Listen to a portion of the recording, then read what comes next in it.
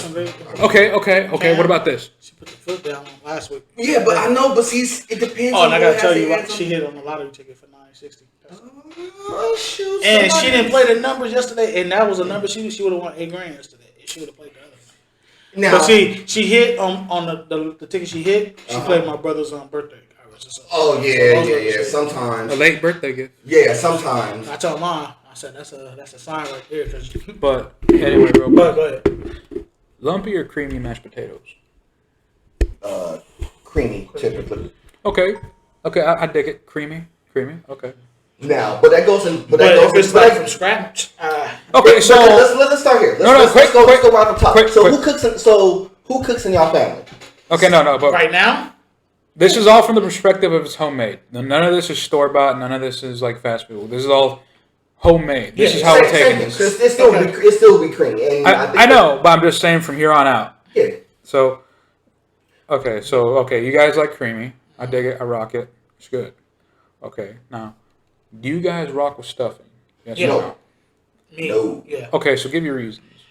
Stuffing. I like chicken and dressing. From scratch. Yeah, Mom's put her good stuffings in that shit. Chicken dumplings. Mm-hmm. You know what I'm talking about. I got you. I have tasted that with stuffing. That is good. I got you there. What about you, Cam? Why not? See, the reason why I don't do stuffing because I never really like the taste or the texture of it. Okay. You know what? I hear that a lot. Because it's not like it's like completely terrible, but to me it's bland, and I don't like the texture, and I don't dislike the taste of it. But that's just me. But it goes into one of you know what it is. It all depends who make it too. I think that's what it is. That's in part, and that's part of it. But that goes into a lot of things. It depends on who's the one who's cooking. Yeah. Okay. And that's part of it. And don't get it wrong. I tried many people's stuffing. Starting from my grandmother all the way down. So it's not like it's one of those things where it was that's like, why, and that's not why like one of those things. Like it's so this is why it's crazy when y'all talk about food because this goes a wide range of area. Okay, so once we go ahead.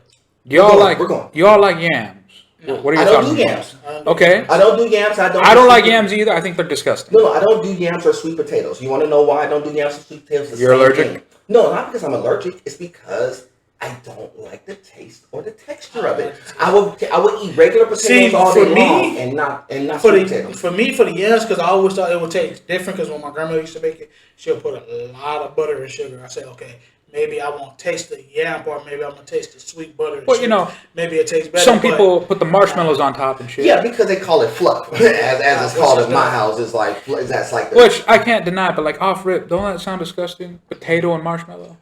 Now this goes into. Some of this food, like if you think about it, it kind of just turns you off.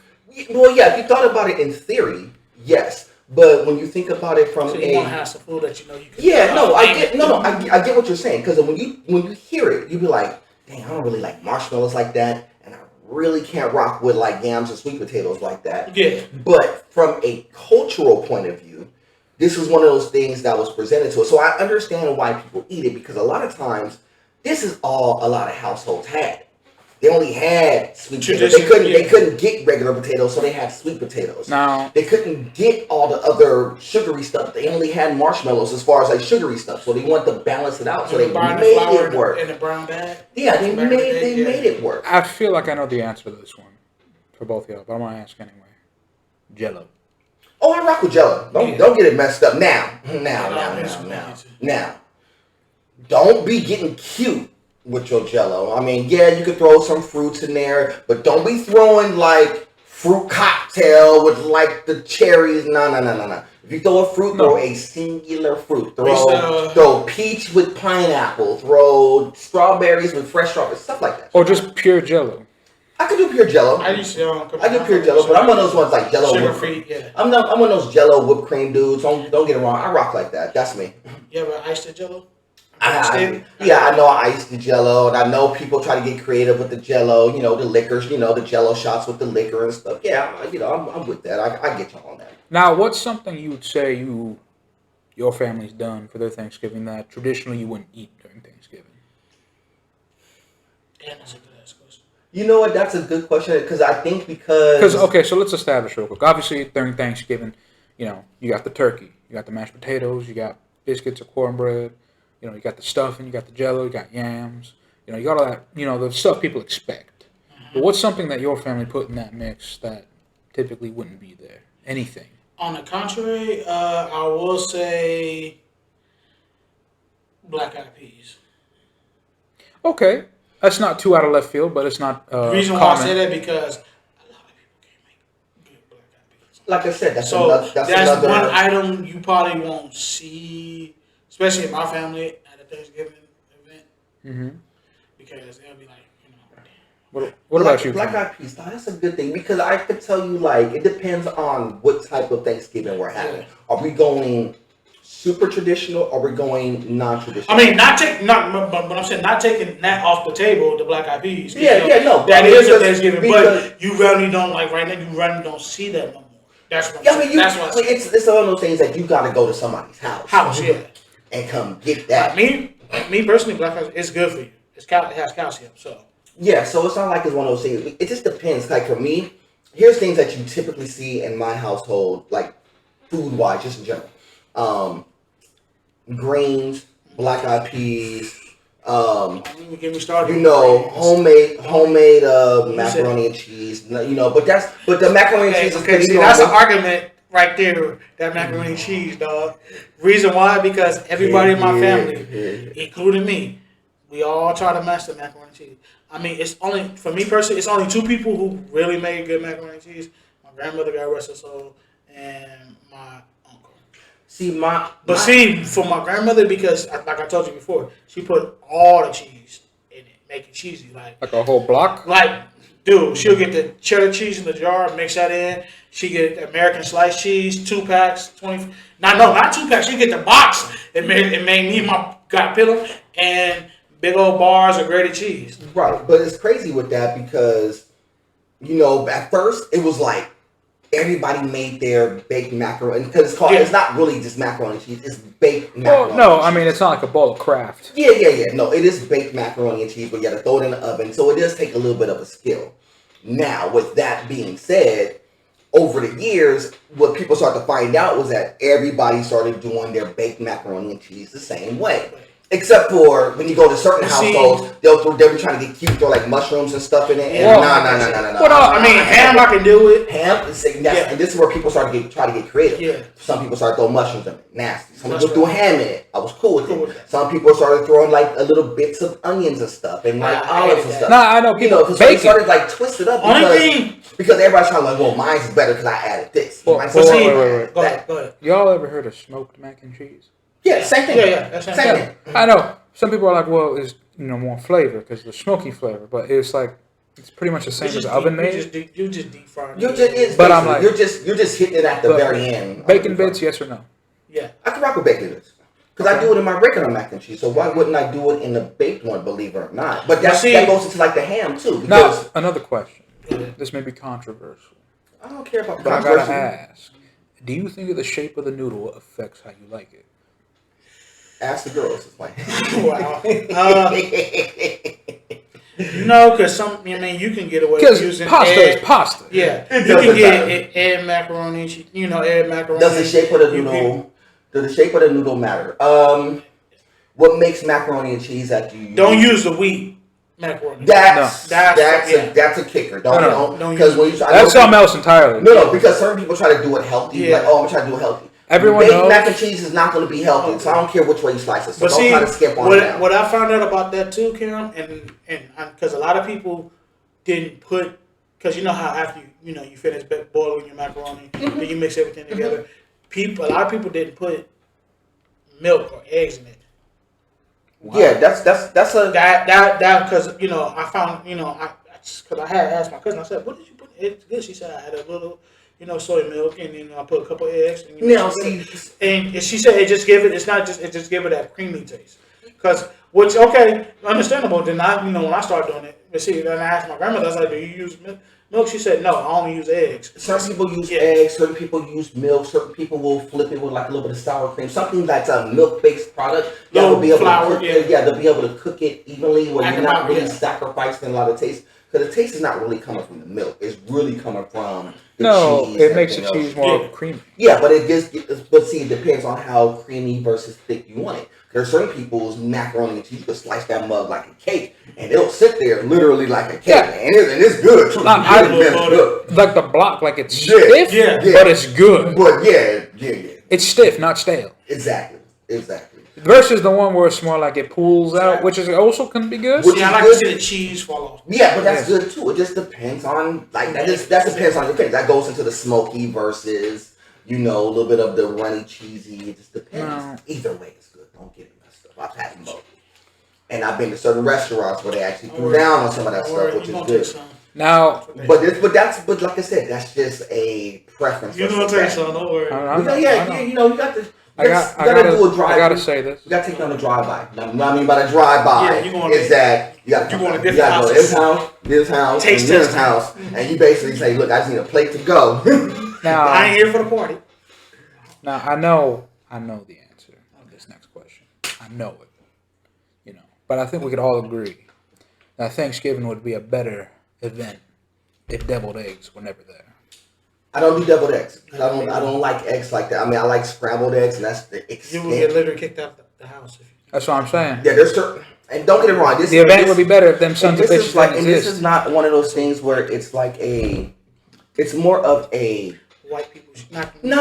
It's not even that. It's just certain people. That's just what they do. And I know people that's their gig now. They like deviled eggs like that. I don't like deviled eggs. It doesn't show up in not just Thanksgiving. This doesn't show up in any major event. How can I be a Christian and eat deviled eggs? That don't make no sense. First of all, that's funny. Factual, funny. But in the same conversation piece, that goes into the culture of food, because food is generated by culture. It's by, what's been passed down. So when you say something like deviled eggs, that's something that's literally passed down from culture to culture, and that's what they have in people's households. And if you don't pull up in certain people's houses without such, it's a problem. I'm finna mess them up. Mess them up. Watch this. So Cam, don't worry. Go ahead. Ribs. Just in general. Just answer the question. Go ahead. Ribs. All right. You know how I feel about ribs. You under oath. Ribs. I knew this was gonna be. That's why I asked. Ribs. So what are we talking about? We talking about, can I cook some ribs? No, I ain't talking about you cooking ribs. No, dog. But specifically ribs. St. Louis ribs. Okay. The Memphis ribs. For you, would you be for yours on a grill, oven, smoked, or smoked, air fryer? You know what? I haven't tried that yet. It's pretty good. Talk that air fryer talk. I was thinking about that too. Talk that air fryer. The only reason you really can't rock them the air fryer because most ribs, real ribs, are they're too fucking big. You gotta have those air fryers. You gotta get some really baby, small little ribs and throw them in the air fryer. But I had one in the air fryer. It's actually not bad. That shit's a game changer, dog. I'll keep. You get the right air fryer. Yeah, that's pretty like that. I got the right air fryer. Be it as it may, but perfect world situation, you will want to throw it on a barbecue. Yeah. Okay, traditional. Or if you so happen to afford or so happen to have a decent smoker, one of the two. And there's a difference between a regular barbecue pit where you open up and just throw it on the rack, like an actual smoker. A smoker where you just throw it in there, you whip it slow and low for about 8 to 10. 12. Hey, don't we sell them at work? Huh? Don't we have smokers? We have a baby smoker. Yeah, we have a little baby one, which is cool, because it gives you a chance to really understand. For a single person, I think, or getting started. Oh, yeah, if you're getting started, I always say try that. Because we throw a lot of stuff. You throw chicken in the smoker. You throw ribs in the smoker. You throw briskets in the smoker. Trust me, it changes the whole concept. So that's the difference between how your regular people barbecue versus when you see the barbecue championships and stuff. Yeah, I saw those. And when you see them and everybody pulls up in their own little homemade version of their smoker,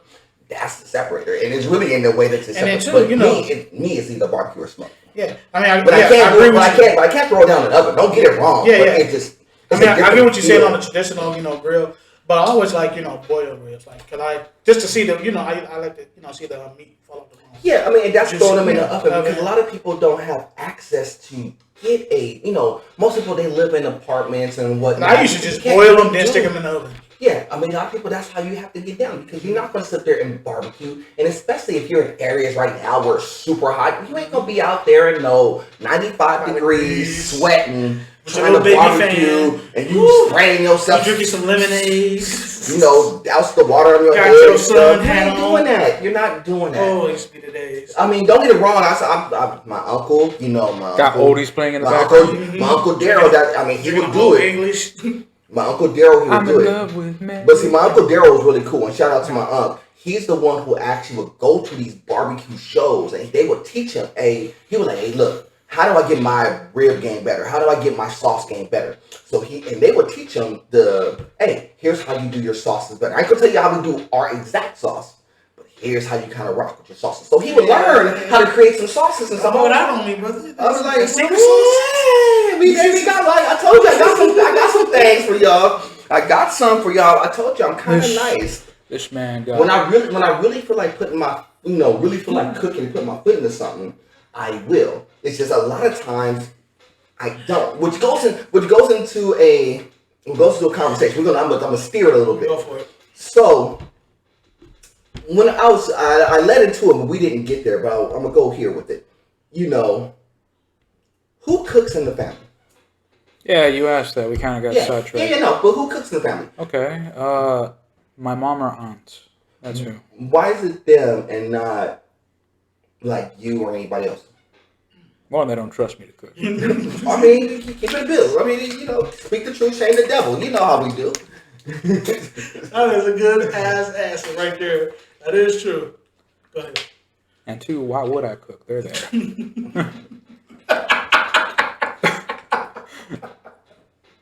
Well, yeah, but I mean, so why would you? So that's a good question. Why?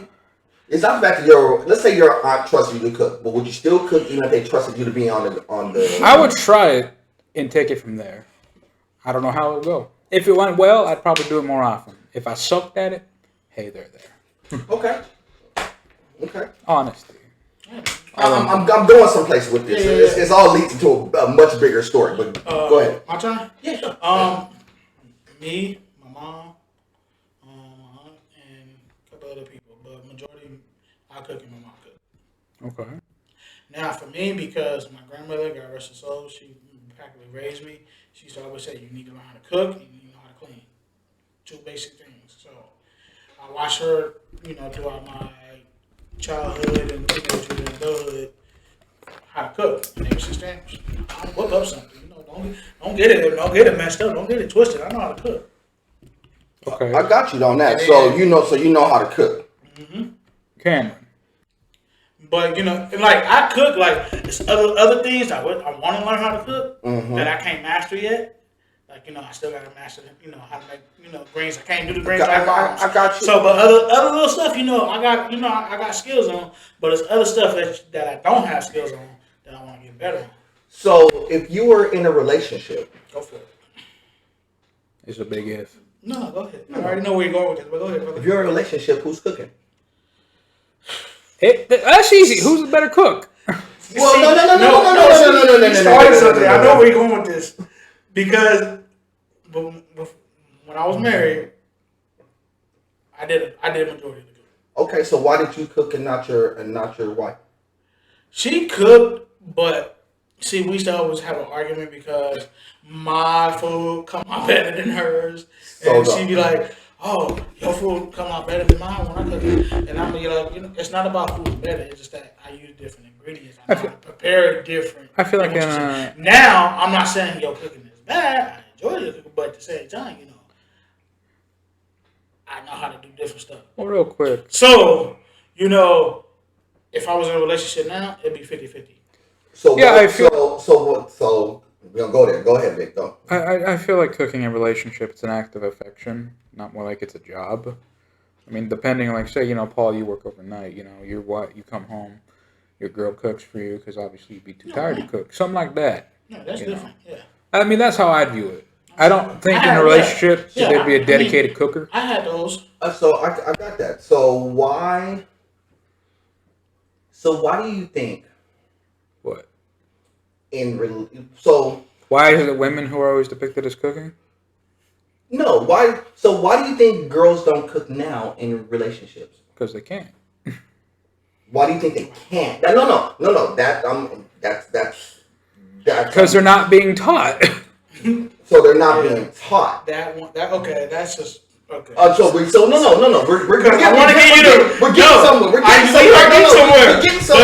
We're getting somewhere. So I don't want. So girl. Okay, so first of all, this is not. I'm gonna preface this by saying this. I'm not being sexist. That's a fact. No. Because you're not completely off base here. Wrong. But I'm prefacing this is that this is not a women bashing session. But I'm getting someplace. I promise. We like a lot. We answered the question. Hold up. Let me fix that. We answered the question.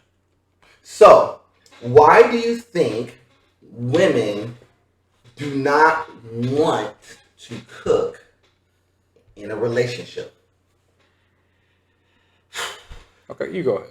I mean, I got something. Big kind of answered it to a degree. They're not being taught, and I can concur with that, and I'll go there in a second. Because some women, not all women, some women want to see where it's going to go first before they start cooking. See, they have a strategy. Okay, we went out. Okay, cool. You came over, we cool. Might eat a couple of snacks. But is it worthy? Are you worthy enough for me to say, you know what? Next time you come to my house, I'm gonna make you a meal. You gotta build up to that trust. The order, okay, I'm gonna make him some chicken. Okay, I got that. Stuff like that. I got that. Not all females is like that. No. But you get where I'm going with that. Because I'm here to say, go. Wait. We good. Wait. Not all y'all. He's so scared. No. Let me get.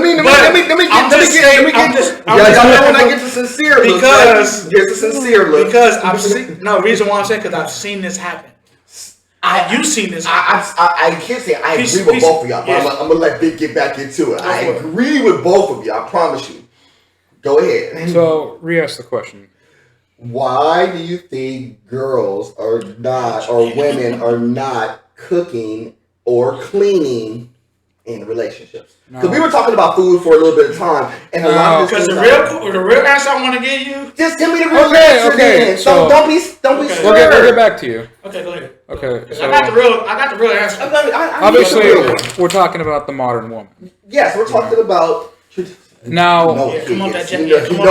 This motherfucker getting heated. It's serious. Go ahead. Let me get my backpackers on this one. That's what we getting Go for it, all right.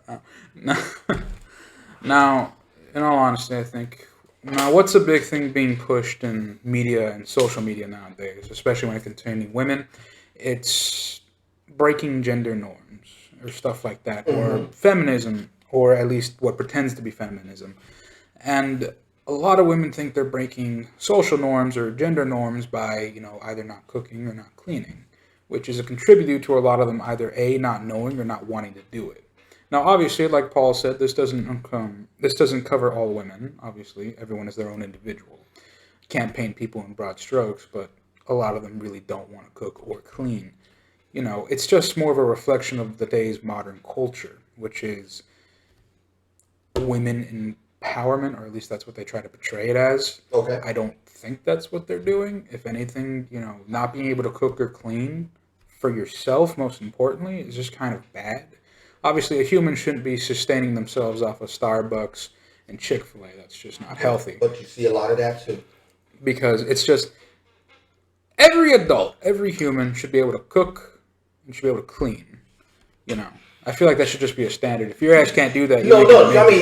Good thing. Should be able to, and doing as such is two completely different conversations. Essentially, TLDR, it's the modern culture, really, or its effects on the adults of today. I know you're ready to jump in. He bite, this boy is biting at the bit. Paul, tap in. Go ahead. Okay, the real answer is because the brother ain't laying down that pipe. If you ain't laying down that pipe, they not finna make no meal for you. That's one. You know this for a fact. That's the old school way. Okay, here's the problem with that. How am I supposed to lay the pipe on an empty stomach? Now, that's a. So we're gonna address that too. We're gonna be now. If you said that they were in a relationship or they just started, hanging out, messing. In a relationship. Okay, in a relationship and they living together. let's say they're not limited. I mean, either way. Let's say it's a genuine relationship. Relationship. It could be a genuine boyfriend girlfriend relationship, or let's say they're engaged. It's a serious relationship. Okay, so let's say if they've been together 2 months tops. Okay, but they're not living together. That's one thing. So honestly, Cam, I feel like whoever breaks bread first. Breaks bread as in who cooks first? Who cooks first? Why? Because for some reason that happens a lot. Like say for instance, if a girl comes to my house right now, I ain't gonna greet her with no appetizer stuff like that. I like to cook, so okay, I'm gonna make some tacos, have all the ingredients, have all the fixings in it. We're getting someplace, kids. But we're getting someplace, kids. Nah, I know. Spaghetti. That's the story, brother. We make spaghetti, girl. We going straight to bed. Spaghetti. I put my foot down. So I got spaghetti. What? Why is there spaghetti on the bed? Nasty, Mickey. But I'm eating spaghetti on the bed. It's getting all that sauce all over the place. These ain't the only meatballs you're gonna have. Certain females, certain women. I'm sorry. Don't. I can't remember. That was so funny. I'm gonna leave you alone right now. Go ahead. But certain women don't feel like they have to do it. All right. Can I jump in? Go for it. Can I jump in? Fix me up on that one. No. All right, you a fool. No, it's not really to fix up because here's the thing. First of all, I agree with both of you. When y'all talk about women now versus women as How did we get on this topic? Because we're talking about food. No, we're talking about food.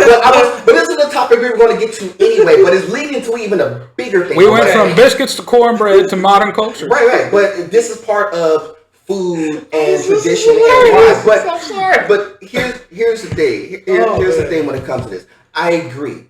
To a degree, it's not being passed down. Mm-hmm. I agree with you, Vic, in that regard. It's not being passed down. It's not one of those things where it's like a major thing where before 70s, 80s, 90s, it was a good thing. No, it was a good thing because you have to learn how to. It was one of those things. That's basically how it was. No, grandmothers would teach their moms, and moms would teach their and they would teach them, look, you have to be able to cook. And it really wasn't because of doing it for somebody else. You have to be able to cook for yourself. And this is why I agree with you wholeheartedly. There's a lot of people who can't even cook for themselves right. That's true. So I agree with you in that regard. They don't clean for themselves because they're like, well, I'm just, a lot of it, they're just too lazy. I'm gonna keep it real. They're too lazy or they're spoiled because they always been in a position where somebody else did that action for them, where they couldn't do it for themselves. And I'm so glad. And they didn't take the time to learn it themselves. I'm so glad I wasn't raised like that. You know how real quick, it's close to cleaning. A lot of motherfuckers nowadays don't know how to iron a shirt right. Well, yeah, because they never. I don't iron nothing. Well, look, I know how to iron. That's a good point. Well, if you want to step out the house, brother. If I was out there for real, I would fade it up. But you're not wrong on that, because certain people don't know how. It's just that because they, like what you said, they was in a position where they didn't have. Well, their parents are so locked in because their parents are kind of like in my age bracket where we were automatically. This is what we do. We go out there and we are clean. We are out there, looking a certain way. So we have our shirts pressed, iron. And that's one thing I got from my uncles because they saw, back in then, Dickies. So you got to keep that. Your rooms were relatively clean because your parents will always put the big thing of you cannot do nothing until your room is clean. It was something that was enforced. Now, that same premise is not enforced now. So that's one. So the cleaning stuff gets thrown out the window because they were like, they don't want to battle with their kid. They don't want to discipline their kid in regards to it. So they kind of just say, well, they either let their rooms be dirty. So they're like, well, you're going to learn when you get older that when your room is dirty, people don't like that. Or it's one of those, the parents just go in and they'll see the room dirty and they're going to just clean it up because they have the mentality of cleaning versus the kids because they're not teaching them one thing. Well, same thing with the cooking. Well, real quick, like on top of that, nowadays, unfortunately, a lot of parents want to be friends with their kids. You're not saying you can't be friends with the kid, but you're a parent first and foremost. You're a friend, period. Now that don't mean you got to have a strict, I'm the parent, you're the child relationship. You got to do what I say. You can be close to your kid, but you got to guide them. As a parent, that's your responsibility. They got to be able to survive once you're not there. And if they can't do that, guess what? You failed. Right, and that's the problem is that and you starting to see that a lot of these kids are failing at the simple stuff. That's one because they motherfuckers can't hold a job. Well, yeah, because they think that everything is like interchangeable. If this gets messed up, I could just go and buy or go and get a replacement. I just buy another replacement. But they don't understand is that they're getting a replacement on the strength of what their parents do or what somebody else does and not what they're doing on their own. This is why especially you see this with young ladies, a lot of this don't work. Or even with the cleaning portion, a lot of this don't work either. But here's where I'm going with the cooking portion of things. Why don't women cook a lot? What's the answer? What's the phrase? I don't cook, I don't clean, but let me tell you how I got this ring. Shout out to Cardi, by the way. I was going to say that. Shout out to Cardi. She's the one who said that. But she implanted in their head that I don't cook, I don't clean, but I still got married and got a ring because of one thing. And you know what she was insinuating. She was insinuating that she got it on the strength of her sex game alone, right? This is what she said, right? And a lot of these girls, they hear that, and then they magnify it times 100. This is the reason why you're starting to see more and more girls start to just show off. It's all about their body. So back in the day, it wasn't strictly about how somebody looked per se. Looks were important, don't get it wrong. They will always be important. Well, obviously. But when you're in a dating situation, one of the first things that happened was, in a relationship, whether the guy did it first or whether the girl did it first, it goes back to what you said. At some point in time, you're going to sit down and have some sort of home-cooked meal. You want to know why? It's not because I could cook or I can't cook. Cooking is personal. Mm-hmm. Cooking takes time, effort, energy, and creativity. Mm-hmm. So when you cook, when you say why does a person cook well or not cook well? Because it's personal. They take it real personal when they cook. Well, it's that phrase. You've heard this phrase before. Both of you had to hear it before. An old phrase mothers used to tell their daughters: "The way to a man's heart is through the stomach." Because through their stomach. No, it's not that. Because cooking is personal. It's like a real, I'm going to go out of my way to make sure my significant other is taken care of and know that I took the time, effort, and energy and creativity to make sure this meal is done. I'm going to keep it real 100 with y'all. Anybody could buy a meal. But when you actually take the time to cook said meal, that is a personal thing, because that means you took the time to even think about, not just thinking about yourself in that instance, you're thinking about, what does this other person like? What do they feel? And you ask a whole bunch of questions in regards to it. What do you like to eat? That's building up a trust right there, because it's not even a trust, you just build it up. Because it's a connection that you're building, because you could build a connection through food. This is what you would call a labor of love. Right. Anybody could go to any restaurant. You got enough paper. A lot of people could go to a restaurant. Anybody's like, well, most people can't take me to these type of restaurants. That's not true. But people don't want to just spend money on just going to McDonald's. But here's the thing. Anybody could go to KFC, Taco Bell. Anybody could go to a real restaurant every day. People got, brothers ain't even if y'all really wanted to, y'all said, look, I could do certain things. Yeah, you can sit up there and go to some restaurants and stuff. But why invest in that where cooking is personal. That's part of it. Part of it is they're being taught by celebrities and TikTok and Instagram that I don't have to cook or clean. The only thing I really have to do is just look good and have some sort of decent sex life, and it's going to be cool. So when people auditioned back in the day, it was like, dog, let me make this person a meal. And that meal would translate into, okay, we got something. I've done that. Now, what's the thing? It's the Netflix and chill? That's what we're doing right now? So it's in reverse. So now it's if the sex is good, then I'll turn around and cook behind that. Relationships built on sex. I did the baby boy scene. Yeah, I get that too. But see, that only translates when you're already in said relationship. But see, I get what you're saying because see, I've done that. I was like, let me cook. Let me test the waters real quick. Let me see how she reacts if I made it. Right, and here's what's gonna happen. Certain women will respond and say, "Look, he took the time to cook and stuff." Now, certain women, they're gonna be like, "Cool, I will reciprocate that." What I mean by reciprocate is that they will do this, they will do it for you. I gotta ask this question. How would you feel if, so say you're dating this girl, right? It's been like a month, and she cooks for you one day, but she don't just cook anything. Nah, she makes like a 3-course meal with dessert. How would that make you feel? How would that make you feel? You know how that would make me feel? Because it goes into what I just said. That means that you took the time to whip out a 3-course meal. So that means that either you're gonna go ring shopping?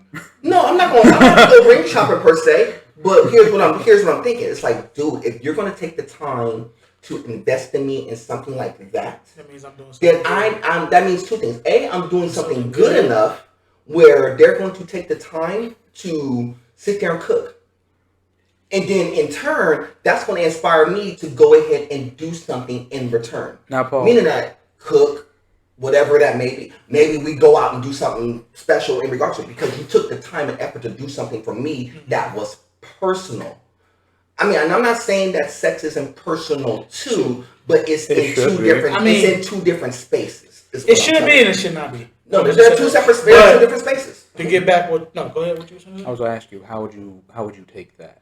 If a female cooked me a full 3-course meal. Full course meal with dessert. Actual dessert, not sex. I ain't worried about it. Look, man, I'm gonna tell you like this. I'm a big dude. I like to eat. Now, if I find, I'm gonna just keep it 100. Female, if I find her wife and she's like, we walk in, peeping, okay, she got all the fixes. And is that chocolate cake? It'll make me feel good. I'm gonna just, because I'm gonna eat the whole thing. But you gotta. But it just, I feel for me personally, if she made something for me like that, I mean, I wouldn't feel. I would just like, man, damn. Would you feel like your relationship just ended the next level? I mean, no, not necessarily the next level. I just feel like I'm in something good right now, because like Cam said, you did something that not only impressed her or she just might like. So now 2 weeks turned into 2 months. So now she be like, you know what? We've been kicking it for a while, a couple months. Let me see the reaction on his face if I did something nice. Because majority of the time, the guy is always doing something nice first. So if it's just we walking go walking on the beach somewhere, or just finding a good conversation. Certain females like that. So when it builds up to something, now you got something good and something's presented on the table, and that just Yeah, and that's the kicker, because again, you at least gotta put it in consideration. But when you talk about a relationship, it's all things considered. Because here's the things that you're going to consider. If you're in a relationship, let's say the girl is not like a 10 visually. Let's say she's maybe like a 7 visually. Let's say you took some good 7s. No, there's. Sevens is a good space. I'm going to stop you right there. Those are the ones that be the best cooks right there. 7s is a good space. 7s and 8s are a good space to be in. And what I mean by that is visually they're one way. But a lot of times because they know, certain women know visually, they get the attention and stuff. They know that because I get all these attentions from all these people, this is where the OnlyFans mess up, or a lot of people like the Instagram girls and all this stuff, where it's starting to mess up people's minds, because there's people, just because a person looks this way, there's guys who are just like, well, I just pay for this, I just pay for that, just pay for this, just for the chance to speak with them. So they get gas in their head like, well, this is all I gotta do. I don't have to do nothing except for just be on camera and just show off a little bit. And so they get in their head. But if you get them to the point where they are doing something that is personal, meaning that they're cooking, they're doing something that is personal, that kind of moves the needle some. So a lot of your sixes and sevens and stuff, what makes them special is not because like they are just like drop dead dimes, which in certain instances they really could be with the right setup and whatnot. They move the needle because they're starting to do stuff that's personal, which allows them to move the needle some. It allows them to move the needle a little bit, which means that a person who may be visually a 7, in your head is like, well, dang, they're more like an 8 and 9 because they got the personality to fit. We got good conversation. They actually are doing things that are personal. Now a relationship starts to work because it goes under the surface. Because now you're getting deeper, but when it comes to like that, it goes into like what's being taught, as Vic just said, what society is presenting to these girls. Okay, so can I ask you a question? Go work. In your personal opinion, and this is the argument I had before. Mm-hmm. Who cooks? Now, I'm not gonna say who cooks better. Who cooks more, black women or Mexican? Who cooks more? Okay, I got an answer. Go ahead. I'll defer to Vic first. Go ahead. Okay. I'm gonna lean, honestly. And I picked those two races for a reason. Well, yeah, I mean, they like to feed their people, but honestly, it's very close. It's very close. Now, I'm leaning a little towards more Mexican. I am leaning towards more of that. No, go ahead. But it's like in terms of comparison, like, you got your Mexican woman here, and then, you got your black woman right here. There's a gap, but it's not like this. Mm-hmm. It's more like this. Yeah. Both cook almost the same amount, but I'm gonna say Mexican cooks a little more. I'm gonna go here. No bias. And I'm gonna go here. I'm gonna go here and say that this is in certain areas. I'm gonna say right now, it's more like what Vic said. It's pretty much an even split. And the reason why I say that is because in certain other parts of the country and in certain other parts of the world, it's different. Mm-hmm. We're in California, where a lot of people have the California mindset. Let's go out, let's go show off, let's go to Nobu, let's go to certain places, let's go eat to show off, if that makes sense.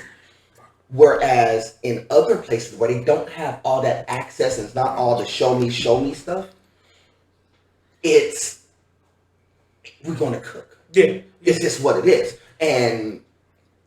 But traditionally, like how that's broken down is very different. Yeah. Meaning that, because like for people who's in like Mexican Spanish culture, a lot of things is passed down inherently. You know what you look like. The one thing is be presentable at all times. I promise you that is definitely, especially with Spanish women, that is a Spanish woman's culture.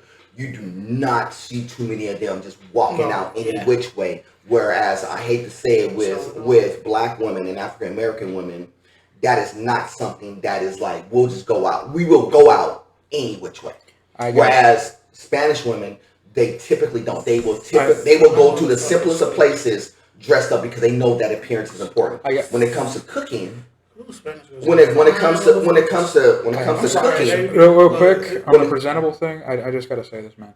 Pajamas aren't clothes that you wear out and about, man. But I see that shit too often. Right, but you don't. But I'm gonna tell you right now, in certain cultures, you really don't. I mean, there's a lot of them. That's the problem. There's certain cultures, but like I said, Maybe that's on both sides. But maybe that goes across the board. But you don't see that in certain cultures. You do not see that too often. No. But you do see that in presentation. But when it comes to the cooking and stuff in particular, like I said, it's personal. Yeah. And with I know it's Spanish culture, you know, and when it comes to food and culture, food is very much ingrained in their culture. You see them go out from time to time, but you will see them 9 times out of 10 at the grocery store buying a bunch of food and typically cooking. Well, even if it's something minimal, they are cooking. You all know Northgate, right? Yeah. The market. Man, oh man. You get all your ingredients there. That's what I'm trying to tell you. That's why I'm leaning a little towards more Mexican women, because every time I go there, it is packed with mothers and families. Yes. And here's the thing, and that's the other thing. And it's a half restaurant. No. And here's the thing. That's the one thing that's super important, because when they go shopping, it's a family experience. Do you understand that? So that means that from the time that they're a kid, they are seeing that we take our family to the grocery store. 5, 6, 7-year-old, half of them girls. They see this all the time. 8, 9, 10. They're seeing their moms cook every day like clockwork. Why? Because they have it in their mindset that I'm gonna take care of my dude no matter what. In Black culture, it's one of those, unless you do it for me, I'm just being dead honest, unless you do it for me, then I won't necessarily do it for you. And if I do it for you, then it's like you gotta consider it as a bonus. It's not regular in a lot of people's households. Now there's certain ones, who will cook for their dude all the time, but you really just don't see that often. Like the women the traditional cooking. Now and that goes into a little bit of a side note. Something I was listening to on the way up here is that a lot of times, because a lot of these women work, they're tired, they do all the stuff. And so I agree with that too. Don't get it wrong. In most areas that you may live in, cost of living is high. It is very hard to do a single income household. And even if it was just another person, it's hard to maintain that unless you're working a really good job and making a significant amount of money and living in literally the right area, because it's hard to really maintain that type of lifestyle where you could be like, well, I can support another person off of one income. It's very hard to do. So typically in a relationship, both parties typically work, both parties typically contribute to the household. And this is where they be like, well, I don't want to cook because I'm tired. I can understand that. It's a valid answer. The guy works too. So how do you balance it out? So what's the balance point?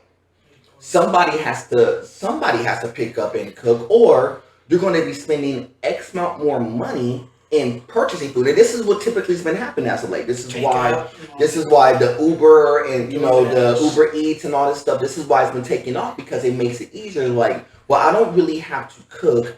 I could just order Uber Eats and get it brought to me because I'm tired. That's just a scam. Work. We know that because you're paying double the amount of money just for somebody to go grab it for you. Motherfuckers out there paying $50 for McDonald's. So all your hard work. No. But all that hard work that you're making trying to get this little extra money, you're basically, because you're not taking the time to cook. This goes all the way back to another thing we talked about. Do you value your time or do you value money? Yeah, and that goes into another thing. Because a lot of it's that, but a lot of it is, a lot of these people just don't like to cook. They just don't. I mean, and that goes to a lot of guys. When you talk to me like, yo, barbecue and stuff.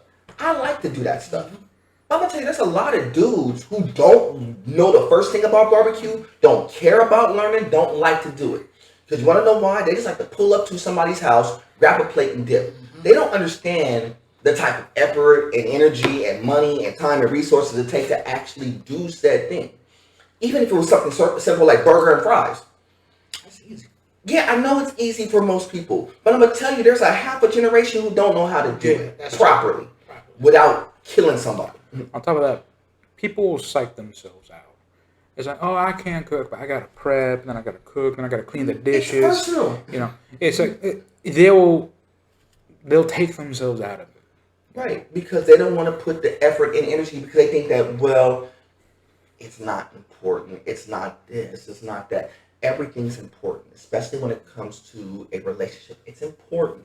You know, I'm not saying that cooking is the buy-all and end-all, but cooking is a building block, man. It's a personal thing. But when you're teaching a generation of kids that I don't have to, but I can still get a quote-unquote high-profile, high-value man because I look a certain way, and I don't have to have any type of house skill whatsoever, that's kind of a bad thing because you're setting a lot of people up. You're setting a lot of people up for failure because when you're not, there's only maybe 1 to 2% of the world are considered to be what you would like super high value. On top of that, she's rich.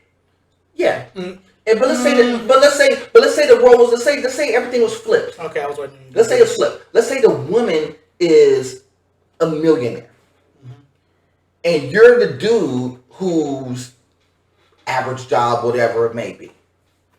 Then what? Do you cook just because she's making the bulk of the money? Do you cook because of this? Does it become like whoever makes the less money cooks or not cooks? I still think that it's a personal thing. I think it's a personal choice. There's no choice to matter. Like it's a personal choice because cooking is that happens a lot though. Of course people use money because everybody wants to use money as leverage. Oh yeah, they'll look at like, oh, who's the breadwinner? But here's the thing: a lot of times the breadwinner is split. You're not going to be, certain times in a lot of relationships.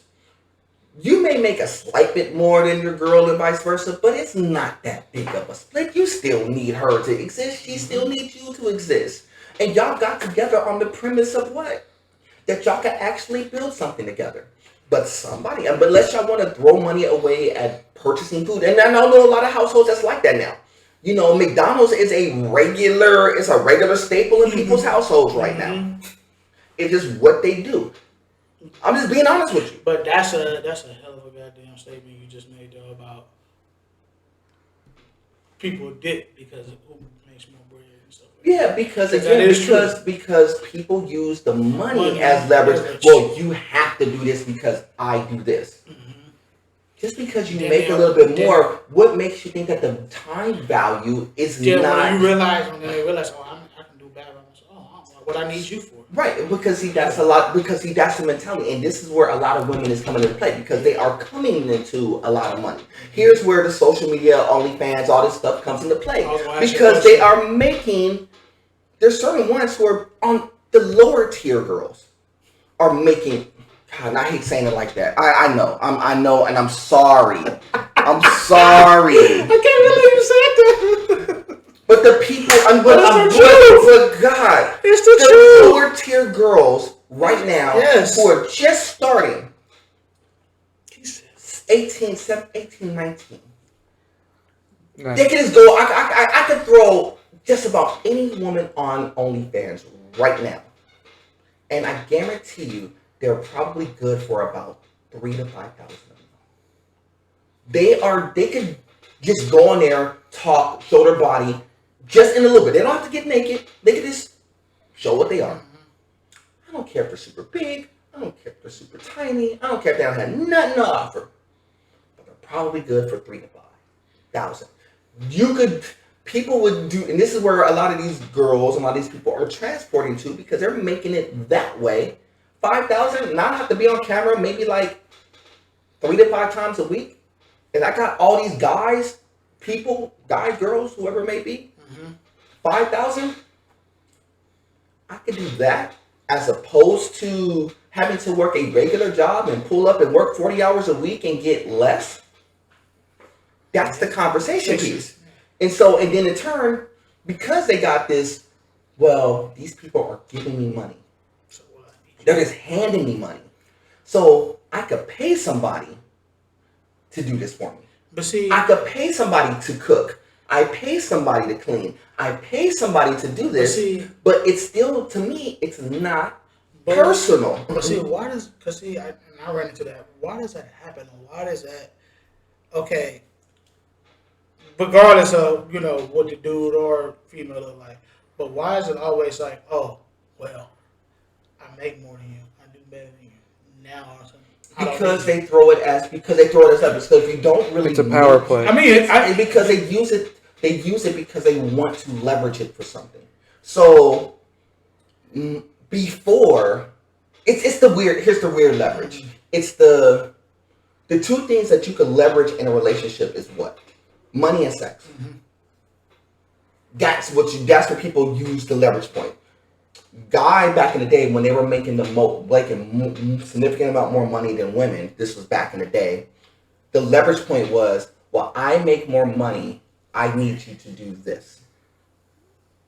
It was a contract. I hate to say it like that, contract but not contract agreement. It was like one of those unwritten contracts. Because I work, I need you to do this. I need you to take care of the kids. I need you to do the house stuff. I need you to cook. I need you to do all this stuff. So when I come home, because I am the breadwinner, this is what I want it to be. And then women always say that, oh, I want it to be traditional like that. But you didn't hear what I just said. Mm-hmm. The contract was, I need you to cook, clean, and if we have kids, make sure the kids are taken care of. That's your job. Does that make sense?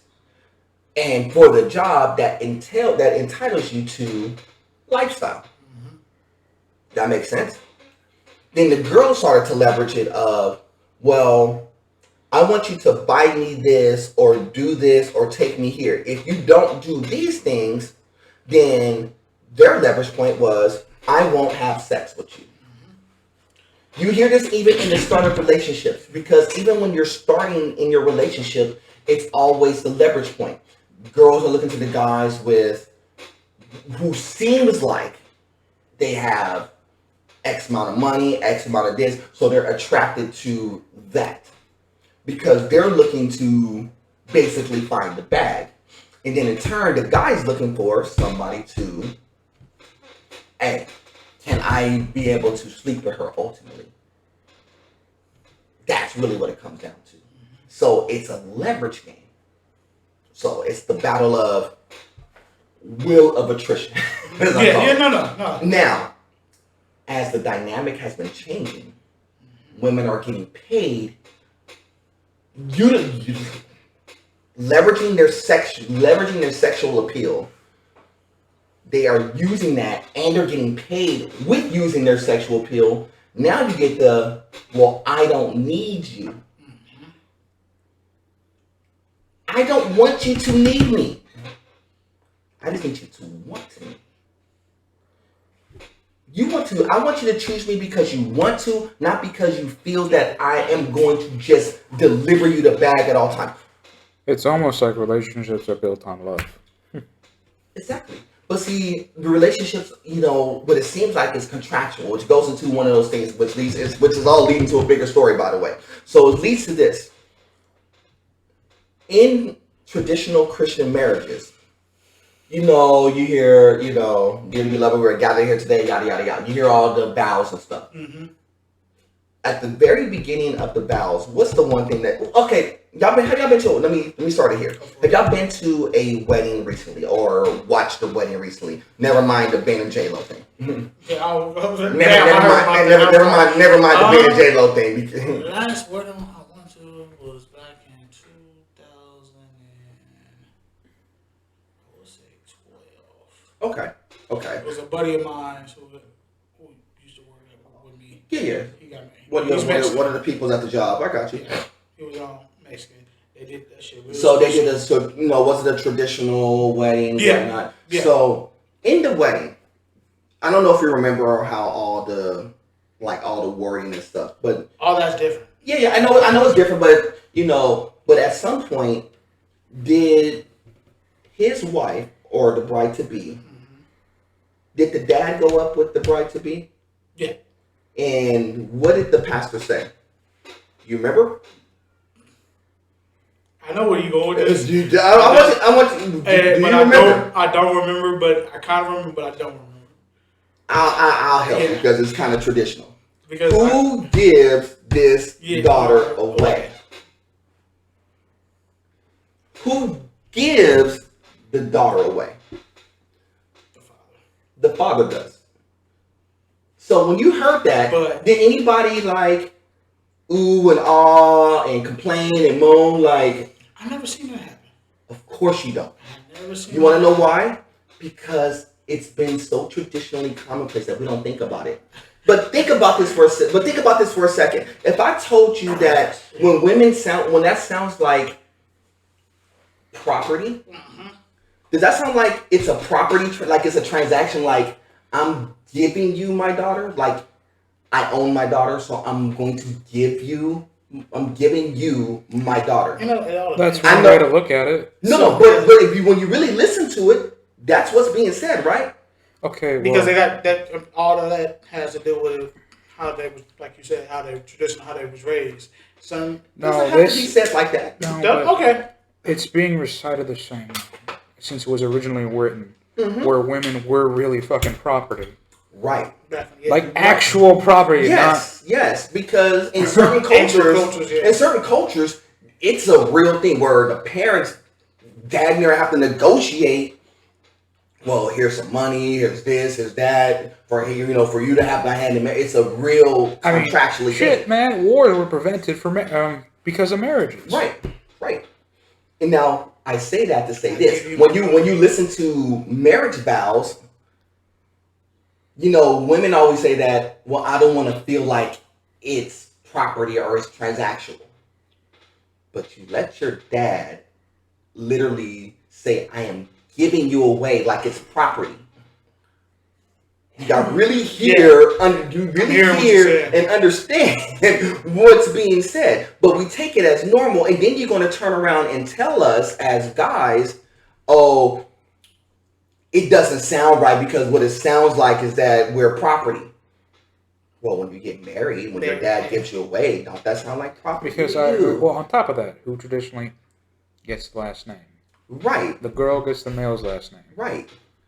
Because really in the conversation piece is that the dad is giving up the last name to give to somebody else's, to another guy, to pick up said last name. Now, you see a lot of these this day, you get a hyphenated.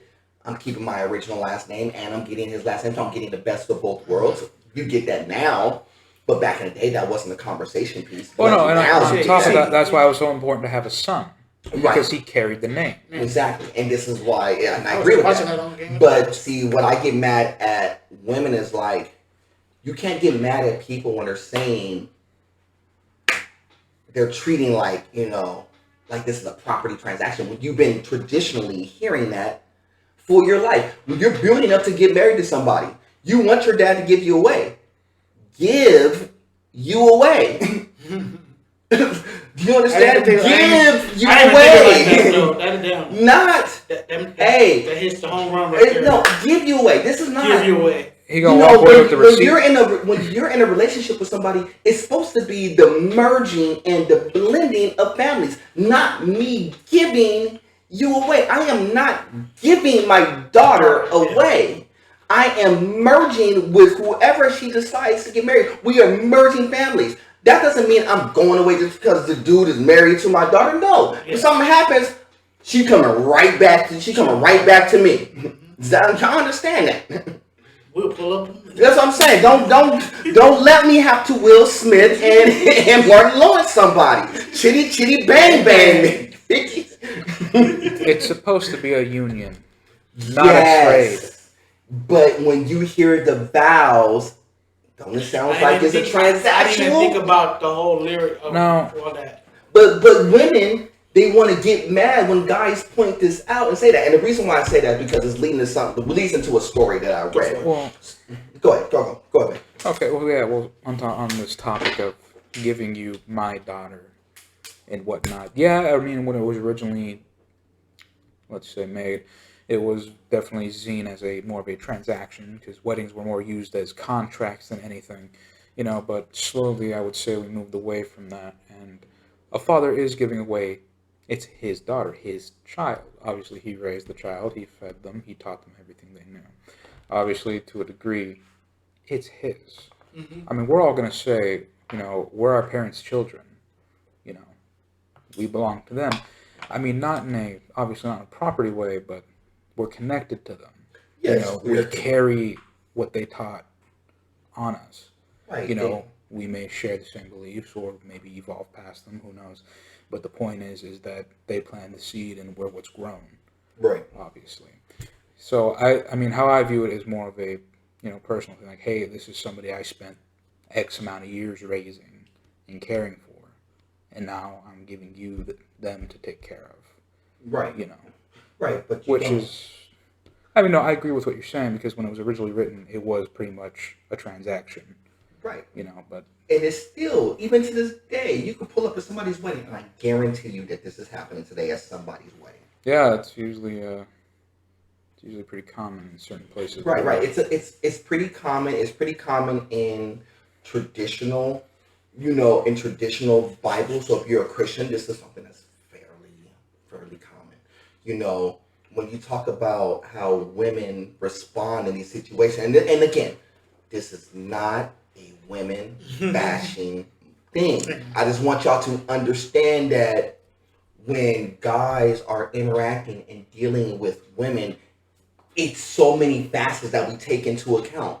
So a lot of it is stuff that we were taught and stuff that we learned. Something that was, to a degree, biblically taught and learned, if that makes sense. Mm-hmm. The Bible is filled with many things that we don't practice anymore. Right. That being one of them. I mean, we say it, but it's not really being practiced. I mean, there's a lot of stuff in the Bible we don't do anymore. Right. I mean, because there's a lot of things that's being conveyed and stuff. But it's not even the fact that we don't practice it. It's just not conveyed in a certain way. So when women talk about they want things to be more traditional or more like I want the traditional style relationship, because really what they're saying is in their mind, I know what it is. They're not going to tell you this, but I will say it on behalf of y'all women. All y'all saying is that y'all want a man who has money to take care of you, but they don't want to put in the work to make sure the relationship works, if that makes sense. They think that, well, I could just look any type of way, basically have no skill set, and just get to a guy who has a little bit of money because they want it to be traditional. One of the saddest things I've ever seen in modern relationships, or just relationships throughout time, is when people enter one and then one of them starts to let themselves go. They start to, lose ambition or gain weight or, just almost become like a shadow of who they were when they were dating versus after the marriage, like, oh, I can start letting myself go. That's one of the worst things I could ever. You see it often. It's pretty often, and it's pretty sad. Not even through marriage, even when they're like boyfriend girlfriend, it's a sad thing because I mean, not just for your partner, but for yourself. Right. You got to live in that body. Well, and that's the thing, because they know that once they get to that threshold, you don't have to work, and that goes with guys too. Mm-hmm. I'm not saying that that's strictly a girl thing. Once you get to a certain threshold in your relationship with somebody, everybody tends to ease off the gas pedal some, if that makes sense, because you're going to, because you already got to the pinnacle of what you want. You got the girl or whoever you're with. You got the person who you're trying to be with. So you tend to ease up a little bit. Then y'all try to just make things work as y'all go along, and y'all try to build upon what y'all already have. So the chase factor is kind of over. So, you typically... Damn, I used to miss those days chasing. Yeah, so you typically, in the chase, it's like everything is important. But what you come to find out in a relationship is that even when you get to the marriage, there's certain things that are still important, but it's not as impactful Because you already have certain things working. So now you're building towards something different. So now the goals and the aspirations is not just, well, the aspiration before was like, let me try to be with this person. Now the aspiration is, well, should be, what are we trying to build together versus, ooh, still feed into me. It's like, what are we building together? And that's how they mess up because it's still instead of focusing on one or another, it's like, well, one person can even impact versus the other. It's like, we're not building towards nothing as a unit now, because we are a unit. It's supposed to go from me to we. Yes. You know? But a lot of times, it's still the me to still me. Me. Yeah, you know? It's still me. Everything rotates around me. Gotta have something in common. It's, it's not just the having things in common. Not in common. You gotta know what they like. And you gotta build together. Something. You gotta build something as a group once you get to that threshold. Because if you're not building, ultimately you're dying. If that makes sense. Disclosure. Growth. What you want? You want growth or you want death? Because when you are growing, you're growing it together. You know. But if a person is not really trying to grow it together, then that's a different conversation. No, stagnation is death. Exactly. But that's everything. And I know that kind of transition from like food to all that stuff because we went from biscuits to this. Yeah, because again, when it comes to this stuff, women these days, and this is why it's going to be hard to be in a market where the women are getting pushed. At least in the West. In a lot of areas, because this has become norm. Because you got a lot of people who would just be like, I just want the opportunity to just interact. And I will pay said money to interact. It's kind of like, and I hate saying this, women, and I'm just going to keep it true because we've been doing this the whole time. It's like a virtual strip club. Y'all don't, I know y'all get it, but y'all really don't. But I want y'all to really understand what it's like. It's like a virtual strip club. You got 30 women in the building, right? Some cute, some not cute. You got the one superstar. You got the one or two superstars in the building. You know what that sounds like? Sounds like work, right? Sorry. Yeah, you got yeah, y'all seen Players Club. Mm-hmm. So you got your diamond, but then you got other girls who are there who are like pretty dope, but then you got your ones who be like, they kind of, you got your Trixie. But I say that to say this. No, you're not wrong. I say that to say this. Even though with all that being said, they were all getting some money. Mm-hmm. Now, some were getting a little bit more than others, but they were all getting a piece of the action. You say that a lot. Mm-hmm. They were all these women is getting a piece of the action. It didn't matter really what they looked like. It's just because of who they were. There was somebody that was designed out there that was just going to throw them bread just for the opportunity to come sit down. And then the person, your diamonds in this instance. You remember when Diamond was talking with the dude with the glasses? His name was Myron. So you remember Myron? He would come through and be like, I just want to get a dance with Diamond because she's the best one in the buildings, yada yada. But at first, when she first started talking, first started dancing, Diamond would dance with him all the time. And then when she got super popular, kind of kicked Myron off to the side, like I really don't want to dance with you. I'm trying to do something different. Showed up to the house. Yeah, and then he pulls up to the house because all he wanted was just the opportunity to interact, and because they interacted once, he didn't know how to separate that. That's how it is right now. Every single woman could do something that's not necessarily personal, really work in business, and get the opportunity to get action from some guys. It's just what it is. And so in the landscape of dating, it's going to be tough. Because now you got to figure out, how do I break through that? Because now it's hard to break through. Because you can't break through and be like, well, I got so much money. They're making so much money. So now the money game is leveraged out. Now what do you have? You can't, all this showing off and stunting and getting cars and all this stuff. Guess what? I've seen many women pull off with better cars than dudes. Say you may drive a really souped up Honda Civic and they're driving, Audi A8s or Audi RXs. Is really what we talking? Because I see, and again, I see this all the time. And best friend's sister pulls up in the Range Rover. Yeah, and I'm just saying that, I say that to say this, because now you got them in their heads like, money talks, but it's bigger than money. The reason why the food thing is important is because now it's like, can you personally relate and get to the person? What's your worth? What's the real value? Because if you're just saying money is the value, then I'm going to tell you right now, you ain't going to be in a relationship with too many people.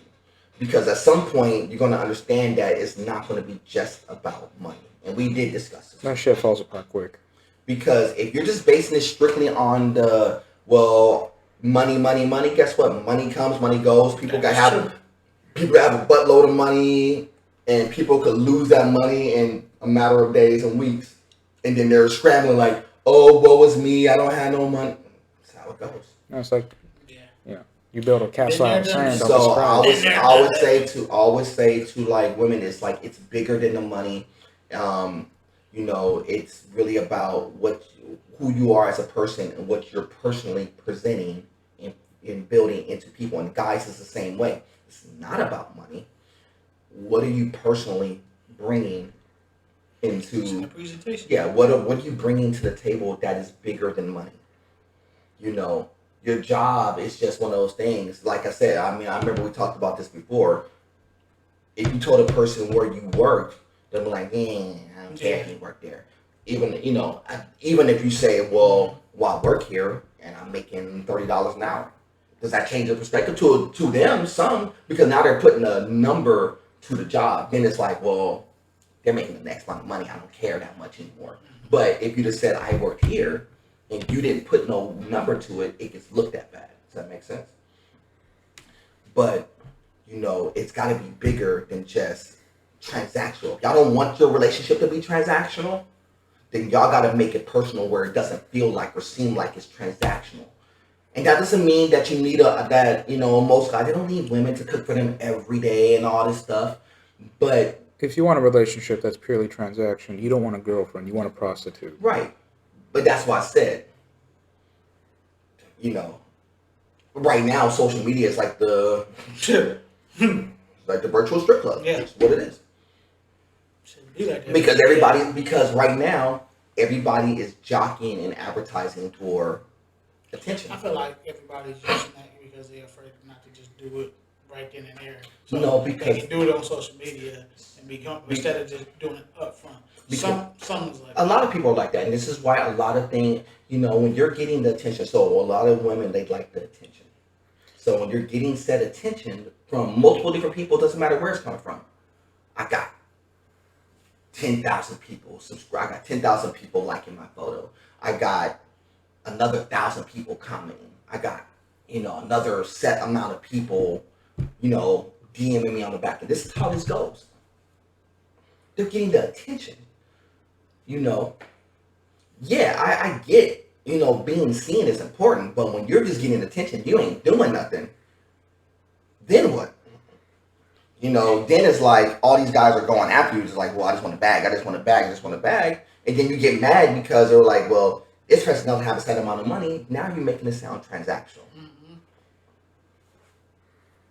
Also, I get the attention thing. People want attention, but just because you get attention don't necessarily mean it's a good thing. Accidents get attention. All attention is not good intention. We talked about this last episode. Yeah, all that extra, all the extra antics. I know it gets attention, but it's really temporary. It's really temporary. So if you're trying to build something, you're going to build something important, which goes into the story I was going to get into when it comes to social media. There's this dude, his name is Andrew Tate. I've heard of him. So Andrew Tate is basically getting banned off of social media because of his stance and his takes. And the reason why I said about the whole food thing and the whole thing about marriage and like being transactional, because these are words that he literally said. Mm. This is part of his conversational pieces. And then he doubled back and said kind of what I said. A lot of this stuff was just traditional that we learned in Christian values. Even though I don't 100% believe And maybe he said it in a way that was kind of like antic up a little bit. But he stirred the pot a little bit. Yeah, so he stirred the pot. But you got a lot of these people's there's a lot of people who's in this like he's a character. He's like in this manosphere. But because he's conveying to these guys like, hey, look, you should be like this. You should treat your woman like this. He's conveying a message. And now a lot of these people are like, well, you got to ban him because a lot of these guys are going out there like that. Well, you're going to ban Kim Kardashian because all she does is just advertise in a sexual manner. Are we doing that too? This is all right. This is literally what we're talking about. Because you can't ban one and not the other just because you don't like the messaging. It's double standards. Yep. Man. Yep. It's always been double standards. Yep. Especially when it comes to men and women. Mm-hmm. It's all it's ever been. Mm-hmm. From the beginning. All the way back. Who was the first one to get off the ship when it's sinking? The woman is. The men are expected to go down with it. Who ate the apple, kids? Who gets drafted? With Titanic over there. Shit. It's like, who gets drafted? Yeah, that's fine. I mean, up until recently, who did all the work? That's true. Go to work. Mm-hmm. Now, I'm not saying taking care of the house, kids ain't a job. It's a very important one. But, it's different than from actually having to go do a job. True. True. Correct. True indeed. Until recently, like we were talking about, you know what I'm talking mm-hmm. about. It's always been double standards. But we always kind of knew that, and we were fine with it because we were happy with the union. Right. We valued women much higher back then. That's true. We really did. And that's a whole So, men were willing to die in war to protect what they loved. Right. They were willing to go down with the ship to save the women. Right. But nowadays, shit, man. People will throw women overboard to get on that lifeboat. Yeah. Well, yeah, because again, it's let me preserve my life. It's a real we're in a very selfish era where we kind of have to get out of this. At first, we were in the let's build something together. Hey, let's get the boys together. Let's do something. Let's get the girls together. Let's do something. Let's do something. Let's build. Now it's let me just do this on my own dolo. This is what I don't need anybody because that's what they get in their head. I don't need anybody. That's a lie. You always need people. And this is what I like to call, we're currently living in the fatherless age. Now, I both mean that both biblically and an actual father. Now, I'm not just talking about women. There are a lot of men out there who obviously didn't grow up with one. And it's unfortunate. A father figure is very important. It certainly helps shape a child, and especially a son, into becoming a better man, if you have a proper father, that is. Right. It's just, it's sad to see, a lot of these girls, some of these girls that you say, the lower tier girls that make OnlyFans, they do it for a form of validation.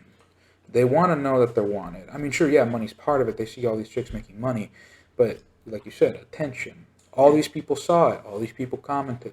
Hell, even negative attention, they'll probably take it because it's still attention. Yeah, and we talked about that last episode. It's a sad thing all around. All we've really done in the past 20 years is devalue things that we used to hold in high regard. Yep. And it's incredibly sad. Sex being one of the biggest ones. Now, I'm a personal believer of no sex till marriage, as that's the right thing. That's what I believe. But nowadays, it's being treated so casually. It's so devalued. It's really sad, honestly. Actually, I don't. It's probably a different topic for a different day. I don't know if it's necessarily devalued. I think it's really that's not the value for the right reasons, man. Yeah, I think it's valued high. I think it's just valued high because not for the right reasons. Exactly. It's just because of the and I think because from a guy's perspective, I just think that the aspect of being able to do something that other guys can't gets into the way. Meaning that if you saw somebody, if we all agreed that just one girl was walked in and she was fine, I ain't gonna drop a name on camera. But let's say we all agree that she's beautiful. Let's say that Paul was able to be with the girl, and we all three of us tried, but Paul was able to do it. Was able to be with the girl. He would have. I hate saying it like this, but in a lot of guys, they in their minds like they would have bragging rights. Yeah. If that makes sense. I don't like saying it like that because it's really not. Cool points. But they'll be like they'll be the cool one on campus because see what happens is that, and I know a lot of girls really didn't like this, but girls do the same identical thing. It's talked about, and so when it becomes talked about, like, well, I was able to be with her. And it wasn't necessarily in a form of a relationship. That's where a few of these things lie. Yeah. And it goes both ways. And I know girls say the same thing. Ooh, I was able to get with this guy here because of this. And we did that. And they tell the whole story to the girls. So she's on cloud 9. Her friends are looking at her like, I wish it was me. The guys do that too. We just don't do it in the whole head in the cloud thing. It's the let me get better so I could get the same result. If that makes sense. Whereas the girls is like, well, what do I do in order to do this? And so they kind of follow that mold. Now, if that mold is, well, just put yourself a little bit out there, do this, you'll get the same result. And this is what they've been doing since the, like I said, the Kim K era. Wow, you said that. Because she made a brand off of it, and everybody kind of followed suit. And even though what you understand that she went through relationship after relationship after relationship after marriage after relationship after marriage after relationship, she blew through a lot of guys. Literally. I mean, and currently she's single. Damn. How old is she now? What's that, like 38, 39 or something? I mean, don't get me wrong, she's old enough, but you went through a handful of marriages, a bunch of guys, and you think that, well, it's because of money. They all had money. I mean, she dated anybody from Kanye who was, married to Kanye who has the most money, but she was still dating people like Nick Cannon who got a buttload of money and some other people who got money, real dudes, football players otherwise. And still can't make it work. So you really think it's about money, even when you have some money? Talk to your celebrities and stuff who break up marriages quicker than anybody else. Because when money's not a factor, what's the personal aspects that you're putting into it? And they realize, well, I was with them because I was starstruck because of who they were. I thought they would build. This is why when you see a lot of celebrities get together, they tend to fail more so than stand the test of time. It's almost like an advertisement too. Just to build the trust. Because when you take away, well, we all make equal money, we're all on the road, we're all working, what do y'all have? This is why, there's certain couples who are high profile couples. It's like weird that they make it work. This is like when we talk about Will and Jada. As crazy as their relationship is, they still been with each other. They still been with each other for like a long time, 17, 18 years. That's a long time, especially for celebrities to be together. That's better than most. So you got to give them something, even though we may not agree with their methods and how it's gone about, and maybe Will shouldn't be in that relationship. I guess Stockholm Syndrome counts. Yeah, I'm saying, but a dead clock is right twice. I can't substitute for that. If they still together, I can't substitute for that.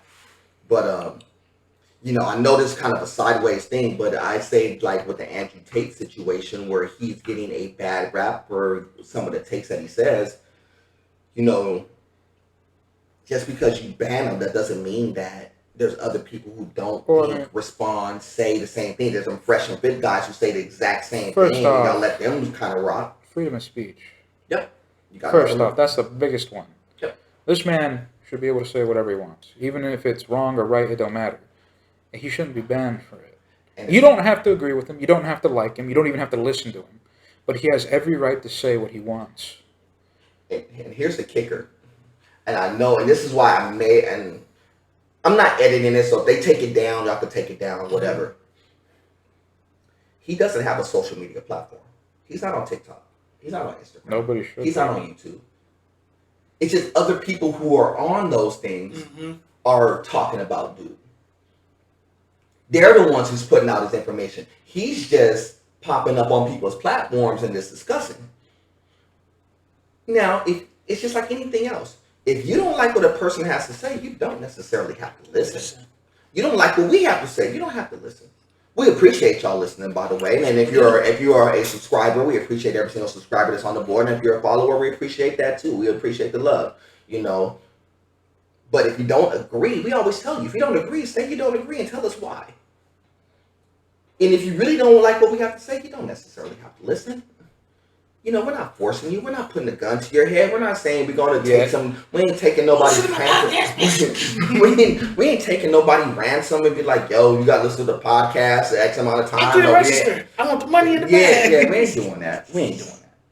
But in the same conversation piece, you don't have to. It's the same thing with dude. If y'all don't like what you have to say, don't listen to him. You know the easiest way to stop somebody? Don't give them the time of day. That's the easiest way to stop somebody. Did y'all not learn this in dating rules?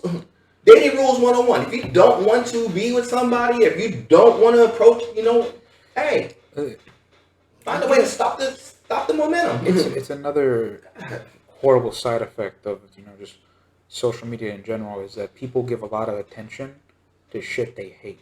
Right. Which is another reason why if a lot of you see people all are miserable. those posters they post, yeah. You know, especially the ones that can be good or bad. Some needs good or bad. It's almost like they seek it out. You know, they're looking for shit to get mad about or that they hate instead of just finding stuff they vibe with. It's really strange. It is. Right. And I wish certain people stop posting on social media, them fighting everywhere, like at Chuck E. Cheese. Well, they're showing that because of the antics, because they know that gets clicks. You know, and we talked about that before. You know, people are more quicker to pull out their phones and videotape it versus be the one to try to separate that and stop it. You know, back in the day when we didn't have that, you know, the first thing that happened when somebody got to fight, we were separating people. You know, we didn't care about, you know, hey, somebody hits me in the shoulder. Separate them. Get them separated. Especially when girls were fighting, get them separated. We ain't having that. Kids fighting. You know, you get the kids off of each other. Let the parents hash it out and y'all keep it stepping. Thankfully, with my kids, that's never had to happen. But, you know. Cameron had them good kids. Yeah, no, I raised them straight. But that's not to say that my kids didn't have no conflicts and stuff. Like, you know, wasn't some hair being pulled at some point in time. But we solved that. You know, but that's one of those things that we got to get better at. You know, stop trying to make everything like everything does not have to be for social media consumption, even though I know that it is. The best thing you can do for yourself, for anybody, is get off social media. There's nothing on there for you. It is a fucking cesspool of just negative thoughts and emotions. There is nothing on there but the latest bad news. Yeah. Or pointless drama. Essentially, it is the most biggest time waster out there. You know, it's not even. You don't even get entertainment. You get the wrong type of entertainment. You're there because you like. I don't know. I guess you like being mad. You like seeing negative shit. Well, people like negative because negative makes themselves feel better. They make their life feel like, well, my life is worth something because somebody's going through something bad. I don't like that. You know, I get it, but I don't like it. There's just social media. I mean, for me, you know, the reason why we do what we do because we want to give something positive. Yes, we're going to tell y'all stuff, and y'all may not like 100% what we're saying, but it's ultimately to build and to be positive. That is who we are as a crew. That is what we stand for. You know, and that's what we do, like in YouTube space, and yeah, even on our TikToks and stuff. I ain't gonna show y'all all the negative, crazy us mouthing off all crazy. No. We give you the positive stuff. Essentially, man, the PVC is all about the take. Exactly. Whether it's a good take or a bad take, at the end of the day, we're gonna take. Exactly, take, baby. Exactly. We're takers, you know. Talk that talk. No, we give the info. But speaking of that, you know, the Los Angeles Takers. Wow. Exactly. That sounds like a basketball. Dang, we went all through the info and we didn't even get to the intro. Dog, let's get to the intro. Dog, you know, This is what, episode 28? Episode 28. 28, 8, huh? 8. So episode 28, talk to me. Yeah, this is episode 28. If you don't know who we are by now. Nah, but we gotta do it for the ones who just stepping in. For our new subscribers, we ain't done it. You know, so we got to the info. Let's get to the intro. You know, well, show them that smile. This is episode 28. I want to see some gums. The PBC crew. Nah, we didn't forget. We just was rolling. This is episode 28. Lay it pipe with the PBC crew. You've been hearing us. You hear us how we do. This is the squad, of course. I got my man Paul in the building. Paul, say what's up to the people. What's up, people? Glad you tuned in for episode 28. He almost messed up. He almost said two. He almost said two. Almost said two. You know, brother kind of time. But, you know, I'm still up. But we appreciate you guys tuning in. Much love and respect. I'm going to pass it on to my buddy Victor. Vic, talk to him. My name is Victor. I'm part of the PVC. Glad to have you back here again with us. Or if you're new, well, welcome. We hope you stick around. As you've heard, we talk about anything and everything, and like I just said, we're going to have good takes and we're going to have bad takes. I mean, some days we're going to lay down some solid advice, other days we're going to say some shit that'll make you question us. But at the end of the day, we always got something to say, and hopefully of value to you. So stick around for as long as you want. You're always going to be welcomed here. Cameron. Oh, you know, it's been a minute. First of all, it's been a long time. I shouldn't have left y'all without a good take to step to. You know how we do. You know, my name is Cam, a.k.a. Mr. Nerd Boy Fresh. Ficky. Oh, it's been a minute, man. You know, we ain't done it in a while, man. And I apologize. I know y'all got some info at the top. It's been a minute, so we do apologize. We're definitely going to make sure we keep the podcast rolling and stuff with some info for y'all. So appreciate y'all. We're not going anywhere. You know, we had like a week or so of downtime, but we're going to definitely make sure we keep getting the info out to y'all as we roll along. Definitely consider it a privilege and an honor to have each of y'all on board. If y'all been sitting around for the last hour and a half, cool. Appreciate y'all. Thank you. If y'all just now touching in, because y'all want to hear us get to the other stuff, you know, which not necessarily the social media relationship stuff. We got some stuff for y'all too. I got y'all. But, you know, we haven't even got to the signature, but I'm going to go ahead and go with my man Paul on this one. You know how we do. What you playing? So, recently I was just playing some Ghost Recon the other day. Still trying to catch up on that. Played a little Turtle solo. Because, you know, I try to hit my boy. My boys wasn't busy and stuff like that. Yes. So, yeah, just basically been playing Ghost Recon and then Ninja Turtles, you know, catching up on them. Wildlands? Huh? Ghost Recon Wildlands? Yeah. That's a good one. Yeah, still good, still fun. Yeah, still, we talked still about stuck that. in the little desert part, but, you know, getting past it. But still, He need help. I've been going back and forth, switching. You know what it is? One help. minute I'll be playing this, and the next minute, okay, I'm going to play something else. So I stop. I do that a lot. I don't blame you, man. All the games are right there. Yeah, it is. That's the one thing about Game Pass that, boy, it's just too much. It's too much. For the game. It's like a Netflix. It's like you going through I know, Netflix. then you be like, flick, well, let me watch flip this. through and hit this game real fast. Yeah. So yeah, that's all I've been playing. So, Vic, what you playing, brother? Ooh, let it out. Oh, excuse me. That was a good one. Nothing mind. else ain't gonna come out, is it? Don't mind me. That's just. He acting like he been drinking some beers and stuff. Mm-hmm. Don't mind me. That's just nothing. Don't worry about it. Go for it. No. What I've been playing is a little bit of a mix. You see, I've been playing some Mass Effect, which, if you've ever played Mass Effect, you don't just play Mass Effect. You start from the beginning. This is like a fucking 30-hour journey, maybe even more. And it's the worst mistake I make, because anytime I start it, I gotta finish it. I've played through this game well over 10 times. It's been almost the exact same playthrough. I don't give a fuck. I like it. It's a very fun and timeless game. You know, I've been playing some of that, but then I have been breaking away a little bit, and I have been playing. I've been playing a little bit because it makes me sad that games aren't like this anymore. But I've been playing a little bit of old school Battlefront 2, the original by Pandemic. It is a baller ass game, and it's very sad games like this aren't really made anymore. You know why this old game is so good?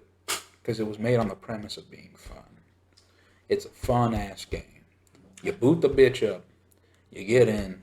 You play, and you have a good time. Nowadays, it's not so simple. You got the microtransactions. You got the microtransactions. You got the store.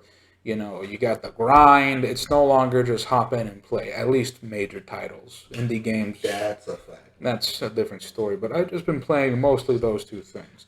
It's what I've been on lately. I got questions. Well, give me your questions. I may have answers. Why again, Mass Effect? Really? Look, man. Really? No. First of all, it goes into the question I was really going to ask. So the question I was going to ask is, when it comes to like series like that, you know, your BioShocks, Mass Effects, Final Fantasies, games like that, where does Mass Effect sit in your ranking?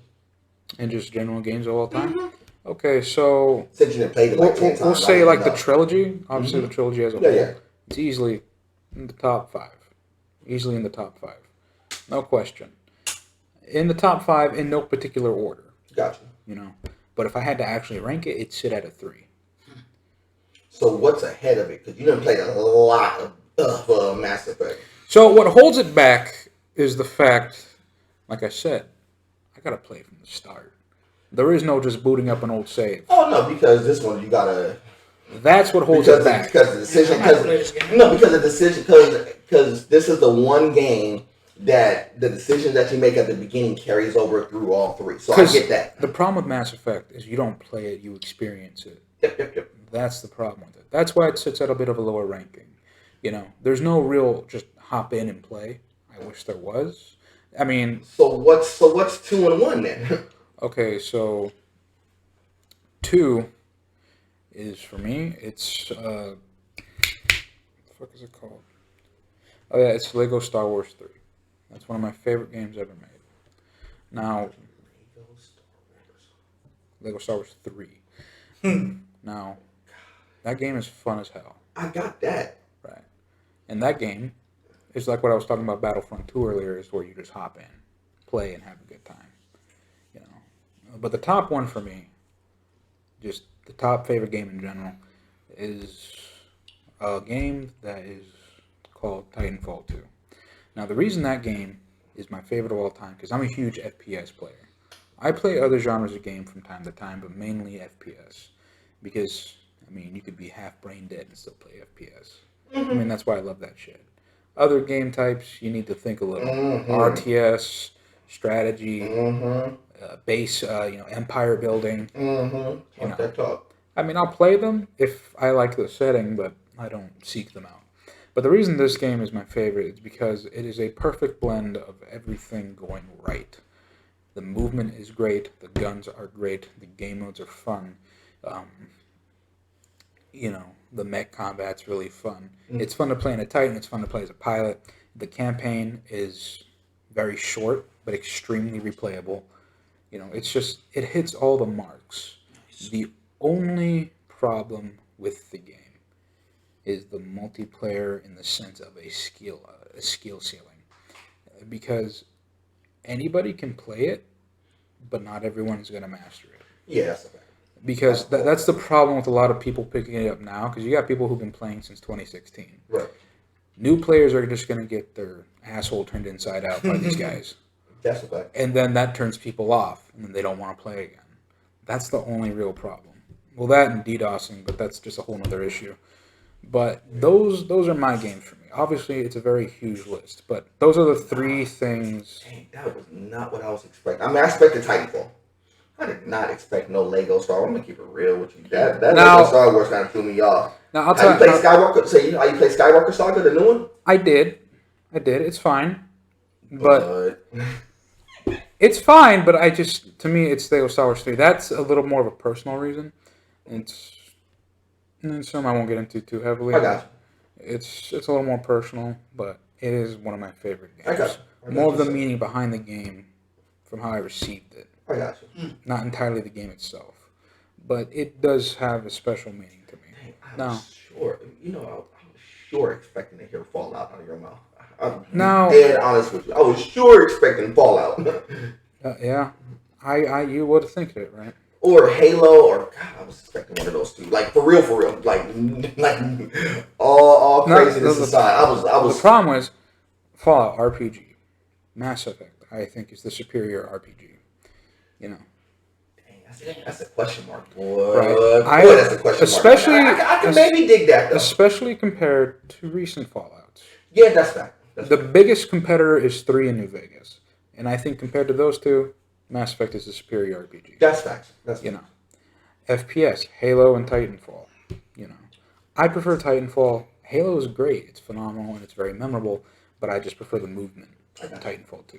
I mean, compared to Halo, you move like you're in a bowl of molasses. You know. Right. And then Lego Star Wars 3.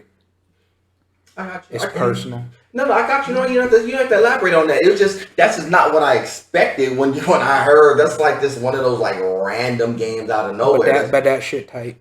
Yeah, that shit tight. yeah. But that's like me saying like DDR. I mean, people who know me would completely understand why. But if you didn't know and you said, yeah, in my top 5 is Dance Dance Revolution, you'd be like, well, why?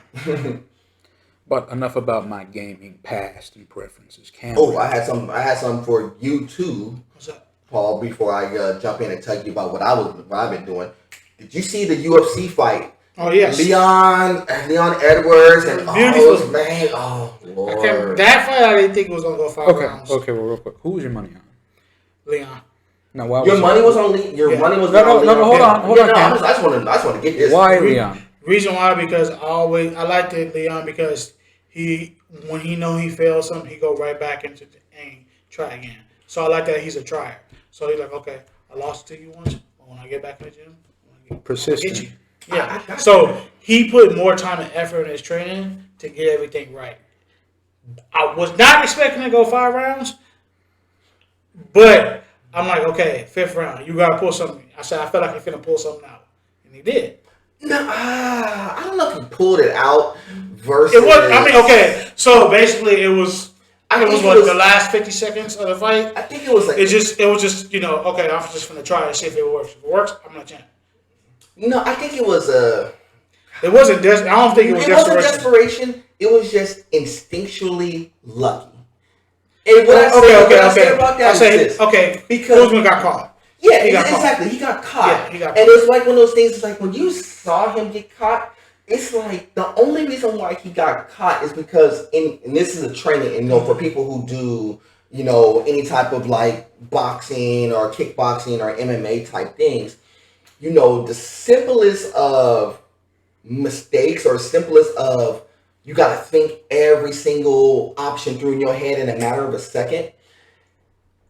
Usman thought of every single thing, but he slipped it too low. He slipped the punch. He slipped the punch low, which set up for the kick. And the only reason why he even got the kick right is because when he slipped, if you notice where I know this is technical. If you notice where his arm and elbow and his hand position was, because he was slipping towards the left, and he slipped it too low. If he's up slightly, that kick hits him in the shoulder. It's nothing. But because he slipped it so low, and instinctually what Leon did was like, I'm throwing a combo. It's really just a standard 1-2 combo. He just got lucky. I ain't gonna say he got lucky because it wasn't really luck. It was just an instinctual 1-2 that kind of just connected. And he just got him caught. Let's just say it was the right circumstances. Yeah, it just everything fell into pocket exactly right, and Usman did everything right, but maybe like 3 inches too low. If he's 3 inches higher, it clips him in the shoulder. Even if he gets hit, he's not getting hit. When he level change, half of that shit caught him. Yeah, because he level changed too low. And if you know from people who do any type of, when you're level changing, you're typically in a combination situation. You're level changing some, but you're not level changing that low, and you're not leaning your head down hard. But what happened was because Leon threw that first left the first right really high, he slipped it. He slipped the punch perfectly, by the way.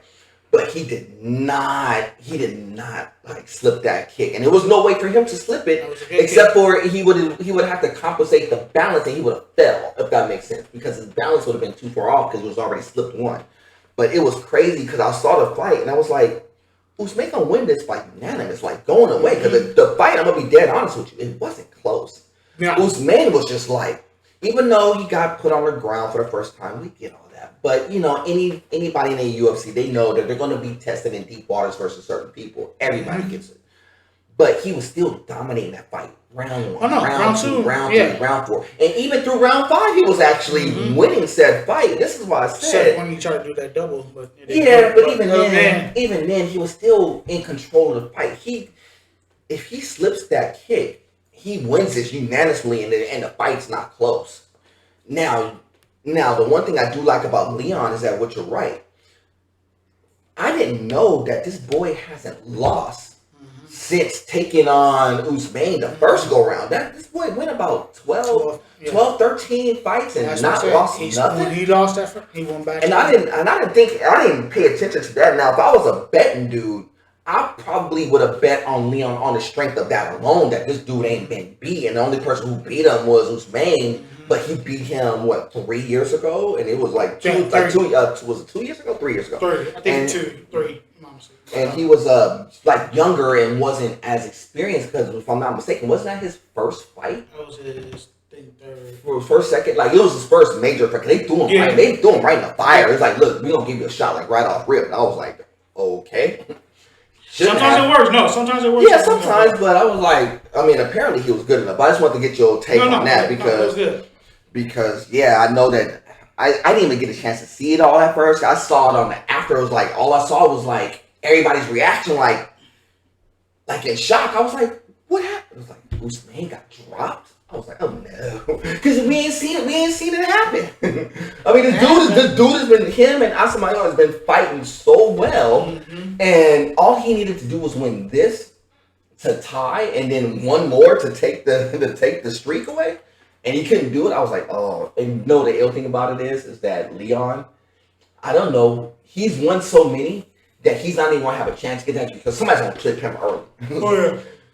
Somebody's gonna clip him early. They're gonna do that. The rematch is gonna be big. I can already see that. Oh yeah, because I think Usman's gonna. I hate to say it, I think Usman's gonna win that fight going away. And I think, but the thing behind it is, I know what Roy Jones said. Once you get knocked out, it's hard to. You're going to get gun shy, and I don't know how he's going to respond. Because a lot of people who get knocked out, they get gun shy, and their mechanics are because they get scared. Like, oh, if I get clipped like this again, so now you're overthinking everything. I don't think he's going to go through that. I think he's just going to say, you know what, I'm going to take some time, get my head back in the back rest, get back to the gym, get back to I hope so. Get back to do business. But I wanted to get your take on that real fast while I was thinking about it. Anyway, what has your boy been playing? As I told y'all on the last podcast, I've been sticking true to it. I've been playing this game called 2 Point Campus, which is basically, a builder. I like building stuff. What? And I like moving people around. So I've been locking in. He's a manipulator. No, I'm not a manipulator. I just like moving pieces around and building stuff. Manipulate. So 2 Point Campus is what I've been working on. So I've been knocking that out. If y'all want to see some footage, I may put some footage up on the channel and let y'all show what I've been rocking as far as what I've been playing. So I've been rocking on that. Hold up, real quick. Would you actually be a dean on a campus if you were offered the job? Yeah, he would. Now be honest, Cam. Would you do it? I can see him in a suit and tie.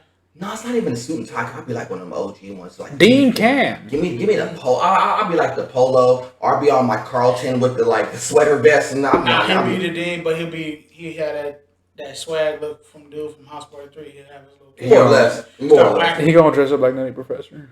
Nah, I ain't gonna do that. Would I be the dean? Would you be the dean? Like the dean of students and stuff?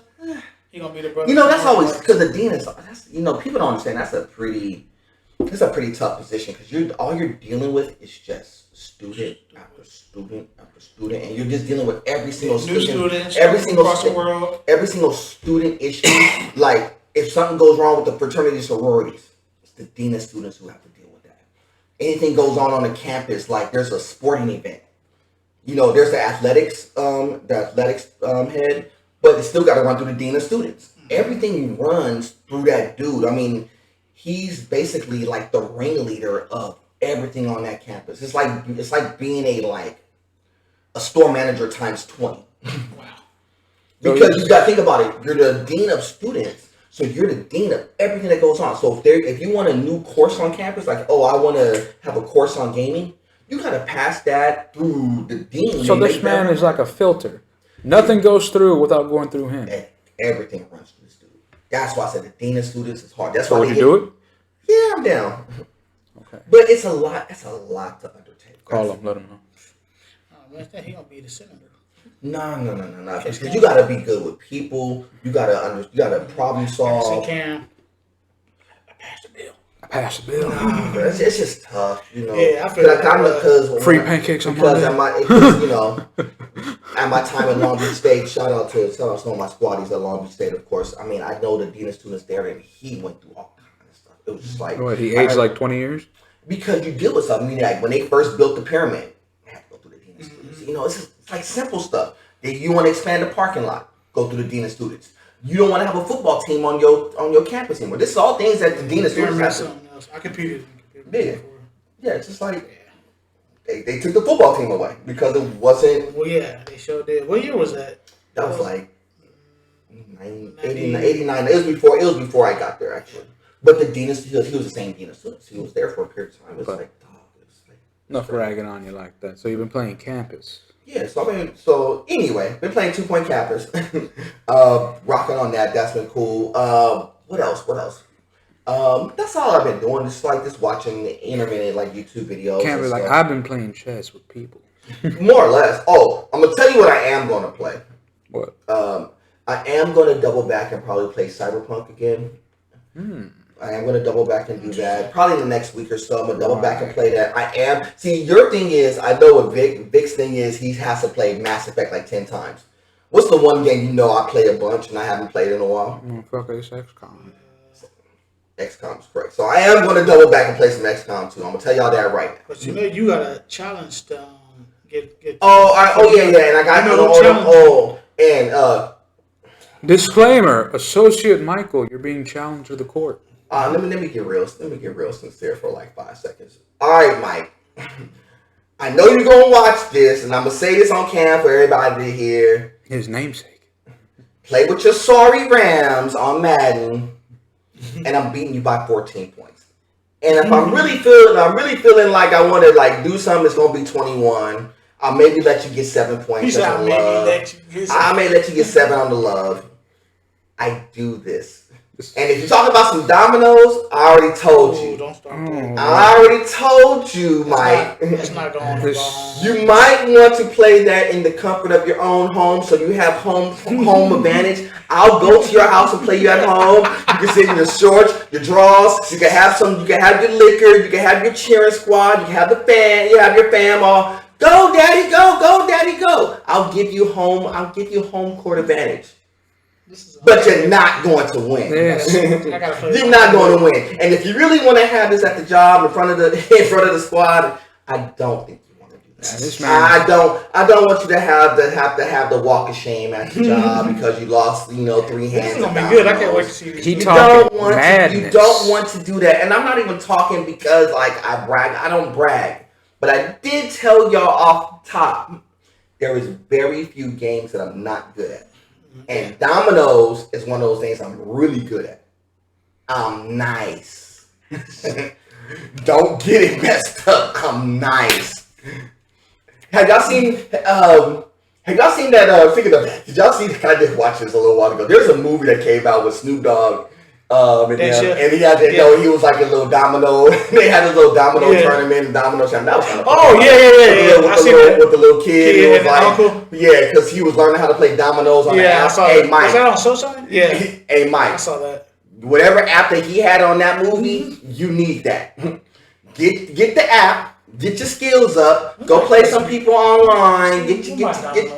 Oh, listen right there. See? Oh, you got dominoes right there. I got dominoes. Man, we got 30 minutes. Do I have to demonstrate how nice I don't want to do that. We gotta have it prepared for that.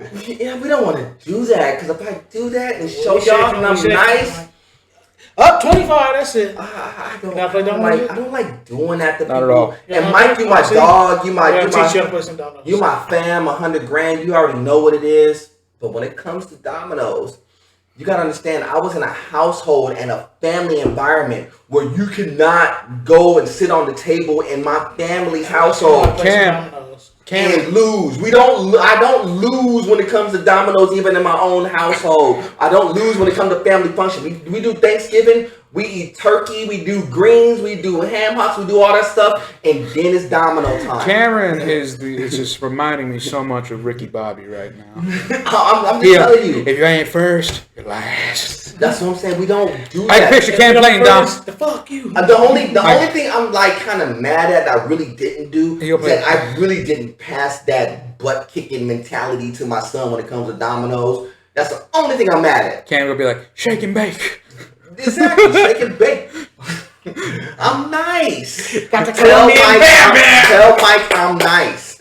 Like, you gonna call me the Magic Man? And if you want to, and I'll give you the open invite. I'm gonna throw rabbits at your house. If you want to do it on cam for all the world to see this butt kicking, and we will break it down with the podcast crew. You can sit down. I'll have you on one side.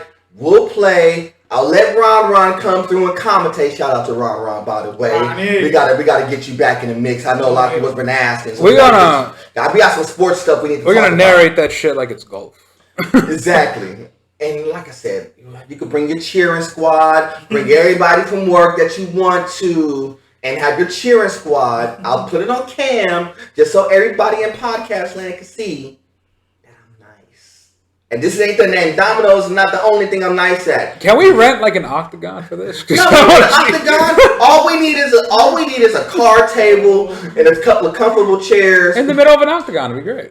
And a couple of cans of Sprite for your boy. Whatever that man need to get right, he can get right.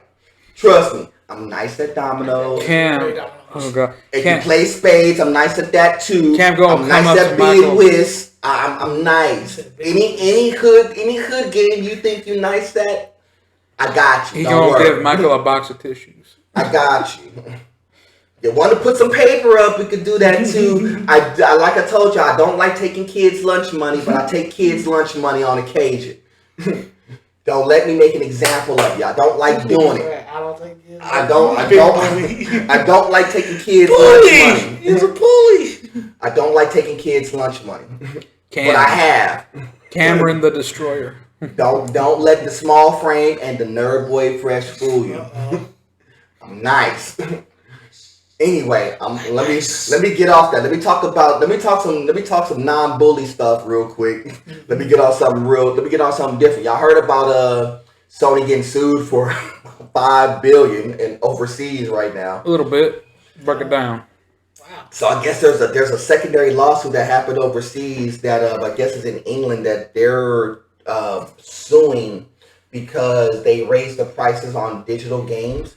And because Sony is making pure profit on that, they have a lawsuit stating that because it's digital, all that money that they're making is just pure profit for them, which is true. Don't get it wrong, but the lawsuit states that they should have moved like the price points from like 49 to 59 and then 59 to 69. If that makes sense. Yeah. And so I guess the lawsuit stems from, I guess, a few years ago when when Sony was just trying to make money by any means necessary. Yeah. They were moving them on the consoles. They were moving them on like the digital space. I think that this is going to have a little bit of legs because what they're saying is that they didn't necessarily need to move the needle up because it wasn't like games. It wasn't costing Sony more to host them. And because they have and there's no production. No, because they don't have, at the time, they don't put their games on other platforms. So there's no competitions. That makes sense. So because a lot of their games was locked into the Sony store, it's not like you could go to Steam and get the game. Well, now you can. Now this is the reason why they're starting to roll out certain games on there, because they want to show that, well, we have it on Steam now for PC players. But for your console players, you can only get it one way. So they're basically saying because it's locked into the Sony store to get the games digitally, they basically control the market because there's no fair competition. You see, this is they why actually got legs. Believe it or not. This is why shit like emulation and piracy is so high. Yep. Because in the PC space, you could get games from multiple areas. You can get it from Steam. You can get it from you can play, GOG. You can get it from Epic. You can get it from the Microsoft Store. There's a lot of places where you could get it from. There's an emulator out there. You can play every single Mario. Right. But even Nintendo... But see, this is the thing. Because if this goes through and Sony gets clipped, Nintendo would probably be next up because they're in the same identical position because every single game is locked into the Nintendo shop. Yes, there's emulators, but you cannot physically go buy a digital copy of that game someplace else because it's locked behind a Nintendo store. You can't go get Mario on Steam. You can't go get Legend of Zelda on Steam. Not legally. Yeah, because it's locked. Because it's locked in. But that's why I said Microsoft is. No. I mean, Microsoft was smart and said, "Look, we'll give you Game Pass, and the games that we offer are all over the board. You can get Game Pass through the Steam store. You get Game Pass through the Apple Store if you want to. Matter of fact, if you have a Steam Deck, you can play the Microsoft Game Pass. So I don't think that Microsoft will necessarily get clipped behind this. They could, but I don't think they will. Did you get one? What, the Steam Deck? Yeah. I got one. I'm gonna show that. I'm gonna show that on cam or something. Yeah, soon. I got you. It's How nice. much is it? Between the base model is like 3, the high end is like high end 7. I got mine for 4. 300. Yeah. That ain't shit. Yeah, but it's you don't want that one. So It's too much. What's the actual one? You want to pay about like between 5 and 7. That's still reasonable. Yeah, no, that's straight. If you just thought of like a gaming, if you had Steam on like a handheld where you could play all of your Steam games at the ready, it's great. And with the ability to add like a Game Pass or something on there. We'll talk more about this later. Anyway, it's dope. Don't get it wrong. But but Sony's in a little bit of trouble. The only reason why that they had this had a similar suit in the U.S. but it fell apart because the lawyers didn't know what they were doing. These lawyers, this lady, apparently knows what she's doing because now it's getting some traction. Now everybody's talking about it. Now it's something sincere. Blood in the water. So if this is the case, and let's say that this goes through and they win, that means every single person who's made a purchase on the PlayStation Store, at least in Europe, they are talking about they will get a split of about at minimum $70 to $80 per, maybe more than that, depending on legal fees, all the other stuff. At least $70 worth. So they giving their money back. Yeah, that's what we're talking about. Obviously, I don't think they'll be able to give them their cash back, but they'll give them something. Now, last time when something like this happened, Sony went in and settled when they got breached. When Sony got breached, they got clipped by in the Sony store. They gave away 4 games, like a small settlement, some NIs. Yeah, like there's a way to get because we're gonna send you 2 copies of The Last of Us. But basically, that's what they did. They gave you games that were already there that they had. It was like some throwaways. But it's but value. Yeah, but they said it was value. They said, oh, the games are valued at like $15.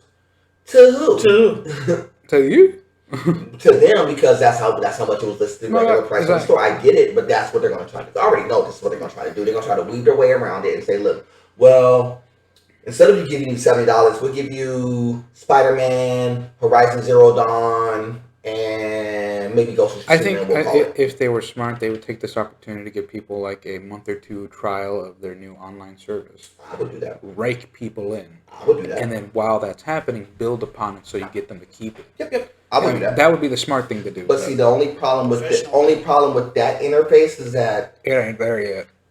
No, they need to find out a way to do it like Microsoft, where you can play it on any platform. It doesn't have to be bound to the console. That's what I mean. It ain't there yet. Yeah, because you could play every game, Xbox game on Steam Deck. Yeah, because shit's magical. Because Sony is doing this. Sony has it set up that way on purpose. Not the fact that they can't release it to do it that way. They're doing it on purpose because they are a very traditional hardware company and they want people to buy P5s or PlayStation 4s. Yeah, they're stuck in the 80s.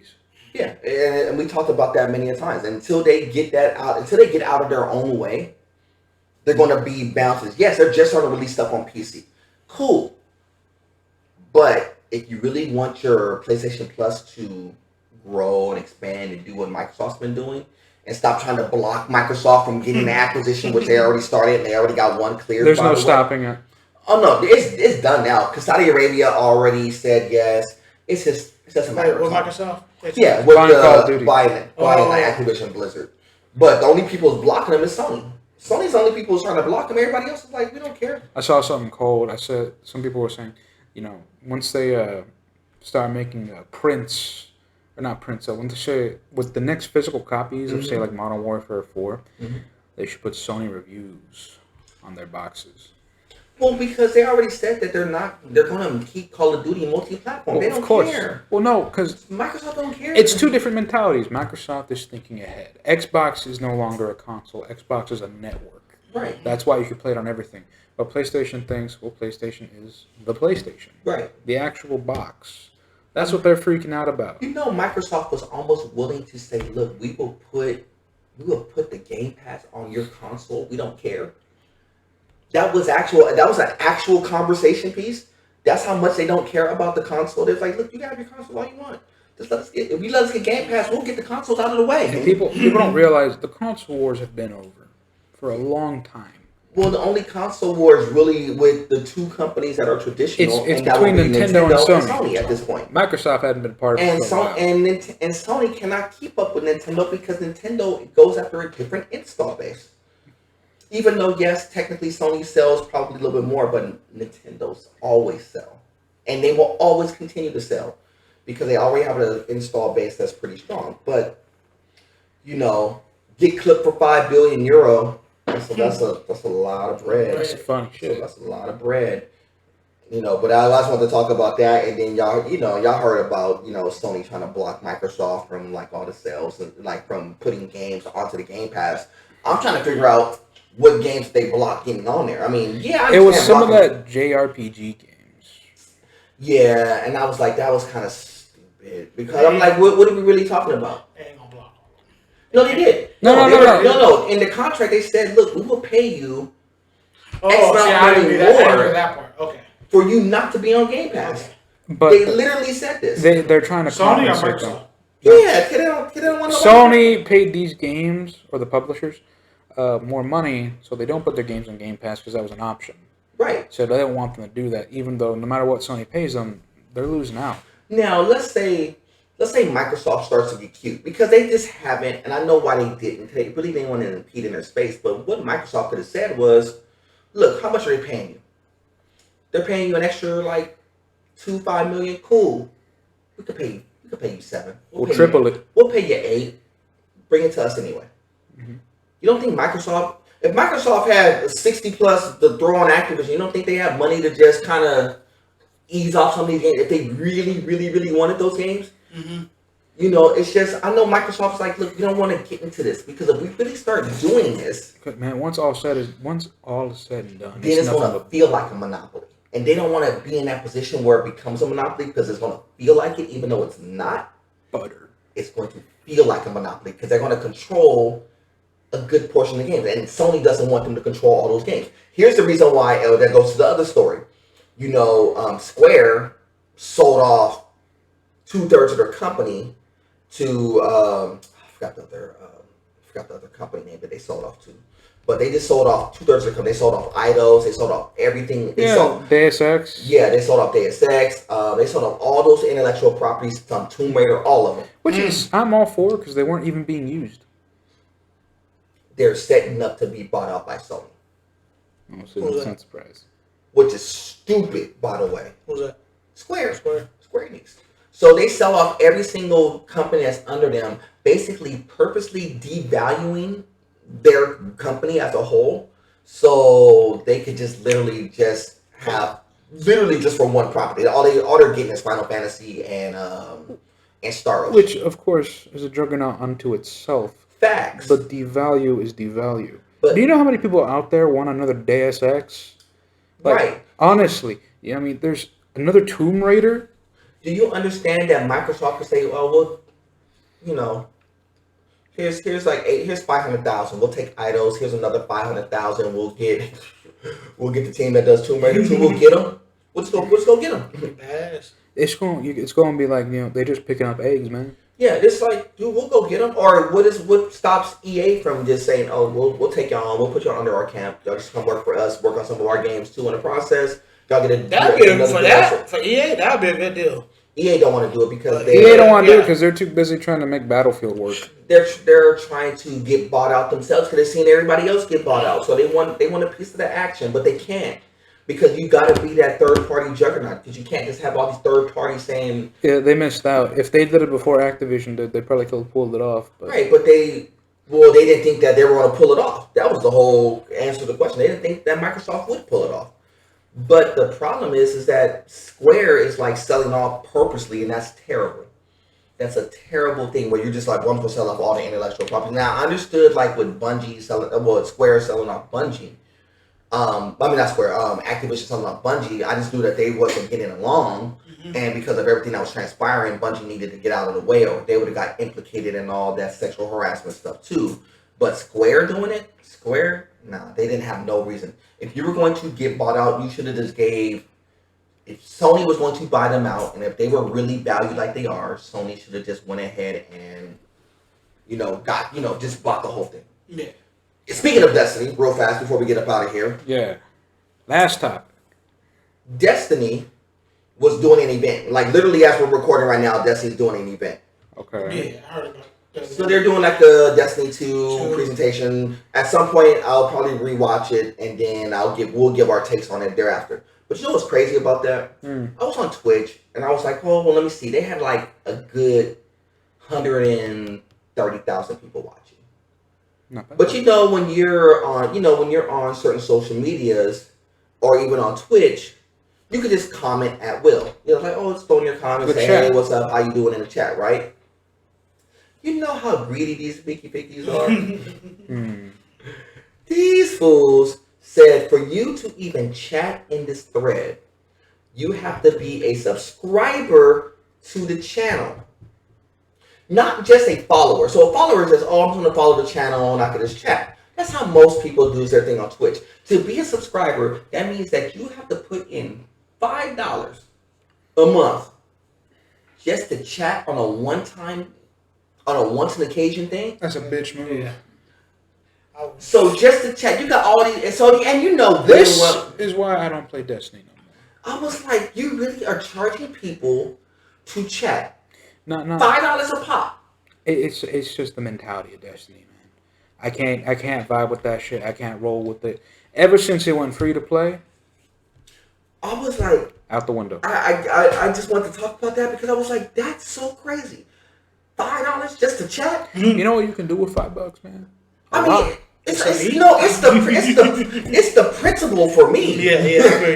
It's like, dude, I could go on any 2K don't do that. Rockstar don't do that. Okay. Microsoft has events all the time. They do. Sony has events. They just had the Evo. HSS. They didn't charge anybody for Evo.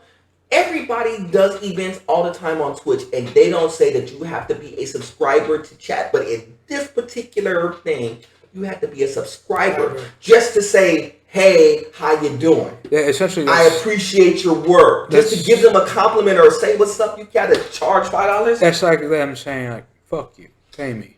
Exactly. It's like, pay me for my attention. God, I hate double backing this, but it's like, this is how certain people have their mindset and how certain women think. Certain women think that, I don't want to talk to you unless you have some sort of money. So, to say hi to me, it's going to cost you $5. It's going to cost you some Starbucks. Man. I get it, but I just want you to see how all this stuff ties in together, right? I'd rather just buy banging some jerky and call it a day. Facts for the same $5. Bang. Sorry. Pause. Y'all was having me repeat that, and that would have came out so bad. It sure would have. So pause. He said. God. So anyway, before we get out of here, get your final thoughts here. Talk to me. Snap! I wanted to put this on there. Shout out to Teddy Ray. Rest in peace. He was one of the comedians. He was doing the roast me thing. I just wanted to give my condolences to his family. Final thoughts. Everybody should just know how to cook. That's all I'm just saying. Everybody should know how to cook. It ain't an equal thing. It ain't a man and woman thing. Everybody should know how to cook. You should know how to cook by now. If you don't, learn. That's all I'm saying. Nick, you got anything? Yeah, I mean, echoing what Paul said, you should be able to cook. You should be able to take care of yourself. I mean, honestly, if you're out there experiencing the world and you can't cook, you can't clean, Guys and girls you can't iron, you can't do nothing, what the fuck? He said, I can't do nothing. You can't do shit except shit? What the fuck? That rhymes. I mean, come on now. I mean, this isn't even for impressing anybody else. This is yourself. Motherfucker, you gotta live your own life till the end. So might as well have a good time. Or at least a smooth time. And being dirty, stinky, and hungry isn't what I would call a smooth time. And you can't sustain yourself off junk food. I mean, yeah, I like Chick-fil-A. It's fucking good. But I ain't gonna eat that shit every single day. I don't even know how people drink Starbucks. Delicious. That shit. It's cans for me. But you know what I'm saying. You can't sustain yourself off junk food. And I agree with you. Go ahead. You can't sustain yourself off Starbucks or energy drinks. That's not the right way to live. That's wrong. You're going to get kidney stones. And then you're going to start crying. You're sorry. That's probably when you have insurance. I mean, come on now. You gotta look at this at a different angles where you take care of yourself, you'll be happy. Whether it's mentally, physically, spiritually, preferably all three. The more you take care of yourself, the happier you will gradually become.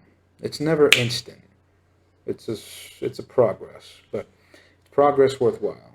Because we're all here for a long time. Might as well have a good time. But I'm gonna pass it to you, Cammy Poo. This one.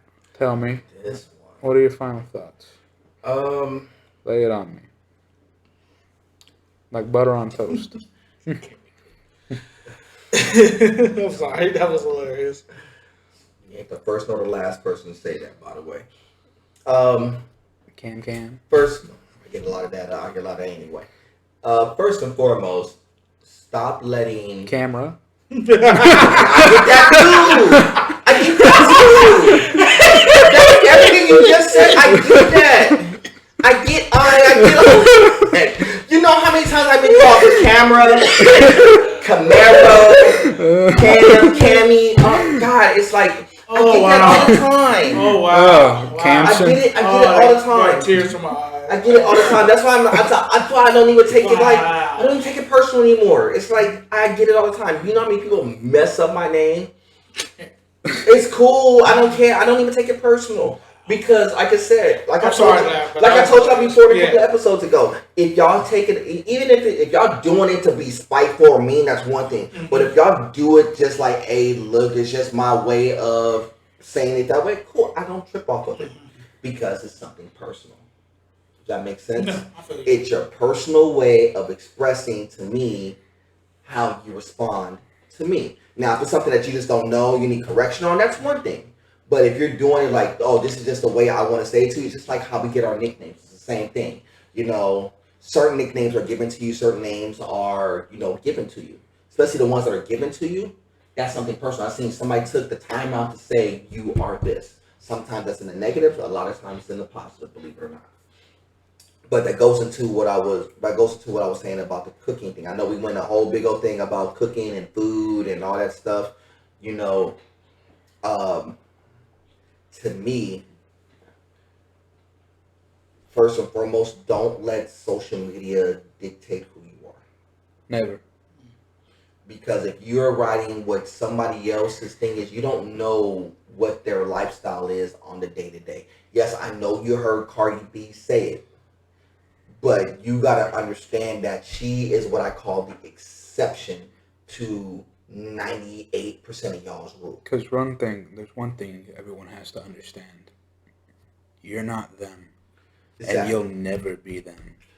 Now, that's not a terrible thing, but that's one thing you have to understand. You can emulate them, you can copy them, you can study whatever they put out, but you'll never be them. Right. You will never, you may get to the point, there's certain people who may get to the point of being in that circle of working with them or being around them and understanding what their life is like. But I'm going to tell you right now, there is a difference between your Cardi B's and your Mariah Carey's. I'm not going to go into a whole big old thing of why. Maybe I'll save that for another episode, ladies. But there is a different degree of that.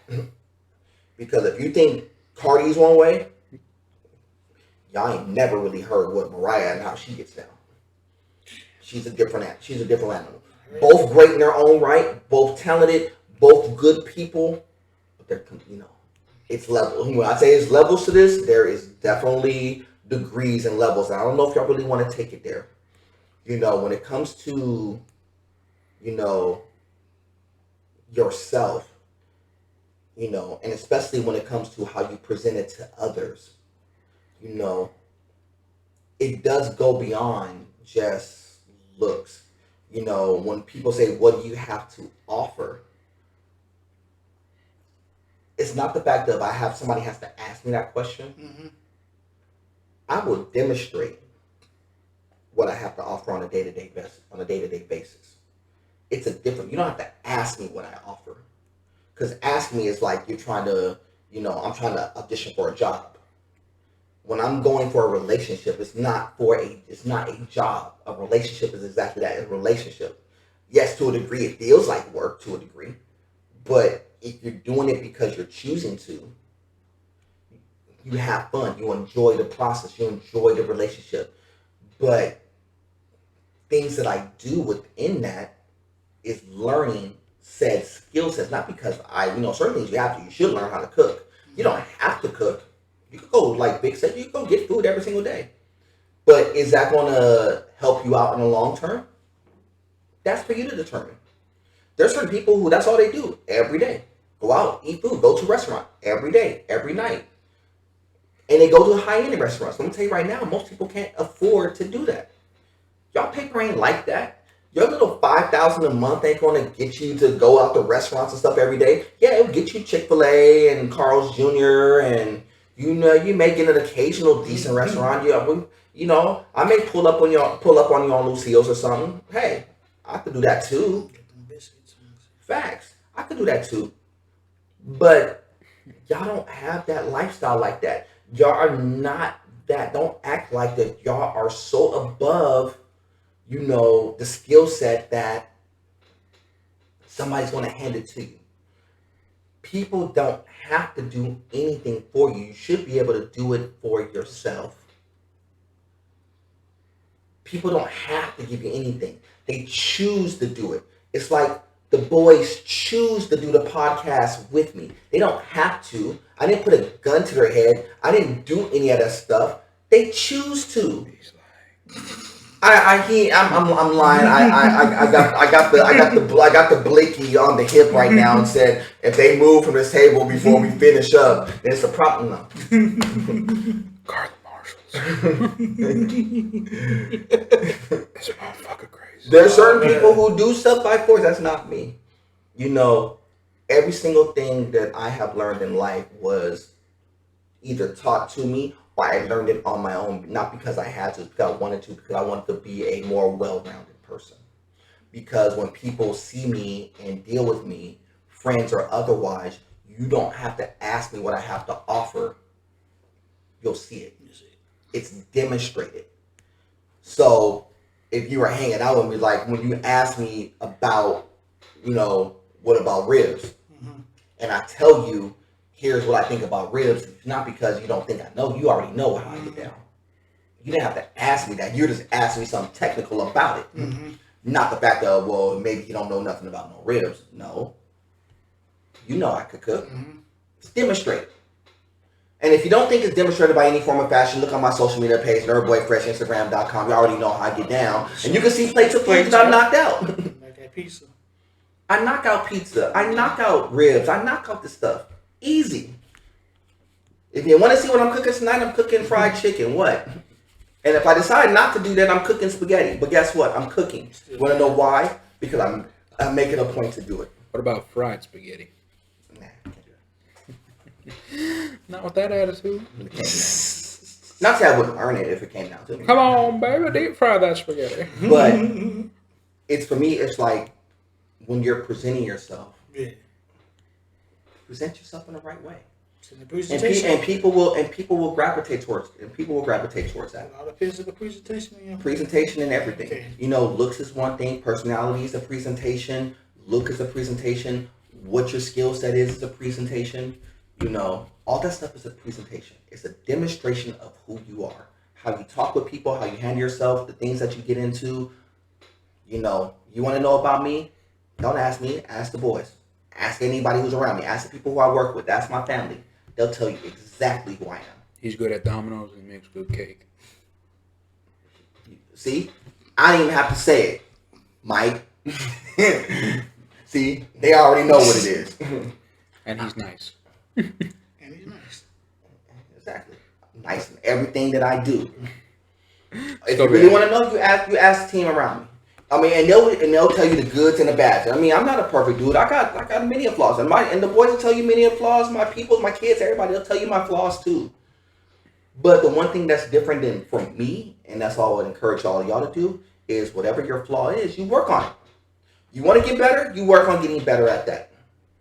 If you feel that it's a flaw, like communication is a flaw, you work on getting better at that. If you say, look, I don't know how to cook. I was never taught how to cook. In my household, I was raised in a certain way where cooking wasn't a thing. I get that. I get it. But are you learning? Are you trying? I know it's one of those things that, and I know I didn't get into this aspect of it. I know it's one of those things I was taken away from school. At first, when I was in high school, cooking was a class that was taught because it was important to learn the things about cooking. We had a class called home economics. I know it's a kind of a foreign subject for all y'all younger people. For all y'all young people still around, home economics was a teaching of budgets, stocks, money management, cooking. All this stuff was wrapped into one big old class. It was real valuable shit back then. It was it's great now. It would be great now, but it's a skill it's a class that they took away. That's something that if it was taught, because it was like, well, most people's households are like this. Says who? You still got to learn money and money management. You still should learn how to cook. This is all in literally one class. Taxes are going to happen. Right. You better know how to do them. Exactly. To understand how to manage a budget. Yeah. So if you're a person who's making $5,000 to $10,000 a month, but you're spending on bags and clothes and all this stuff, what do you really have in your wallet? Nothing. You're not investing. There's some people who do. They learn it down the line after they tricked off with a buttload of money. Then they start talking to people like, well, dog, you know, what happens is they start dealing with other people who have a little bit of money. Then they be like, well, dang, why do you have all this money all the time? Because I invested, I did all this stuff. So they learn it after they blew a whole bunch of money. That's how I was. I blew a whole bunch of money and I learned it later on down the line. Even though I was taught early, shout out to Mr. Solotov for Artesia High School, who actually taught me about stocks.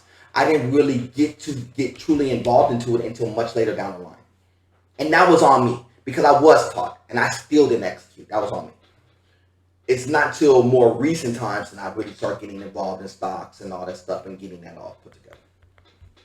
But my words to the thing is, tell Sony y'all in trouble. Microsoft, keep doing what y'all do. Y'all know how we do. We are the podcast crew. Y'all know how we get down. We don't keep getting out content. I do apologize that we haven't put out no content in a minute. Like I said, it's been a long time. We should have left you without some content to step to. Y'all know the song go. And when you hear us, pump up the volume.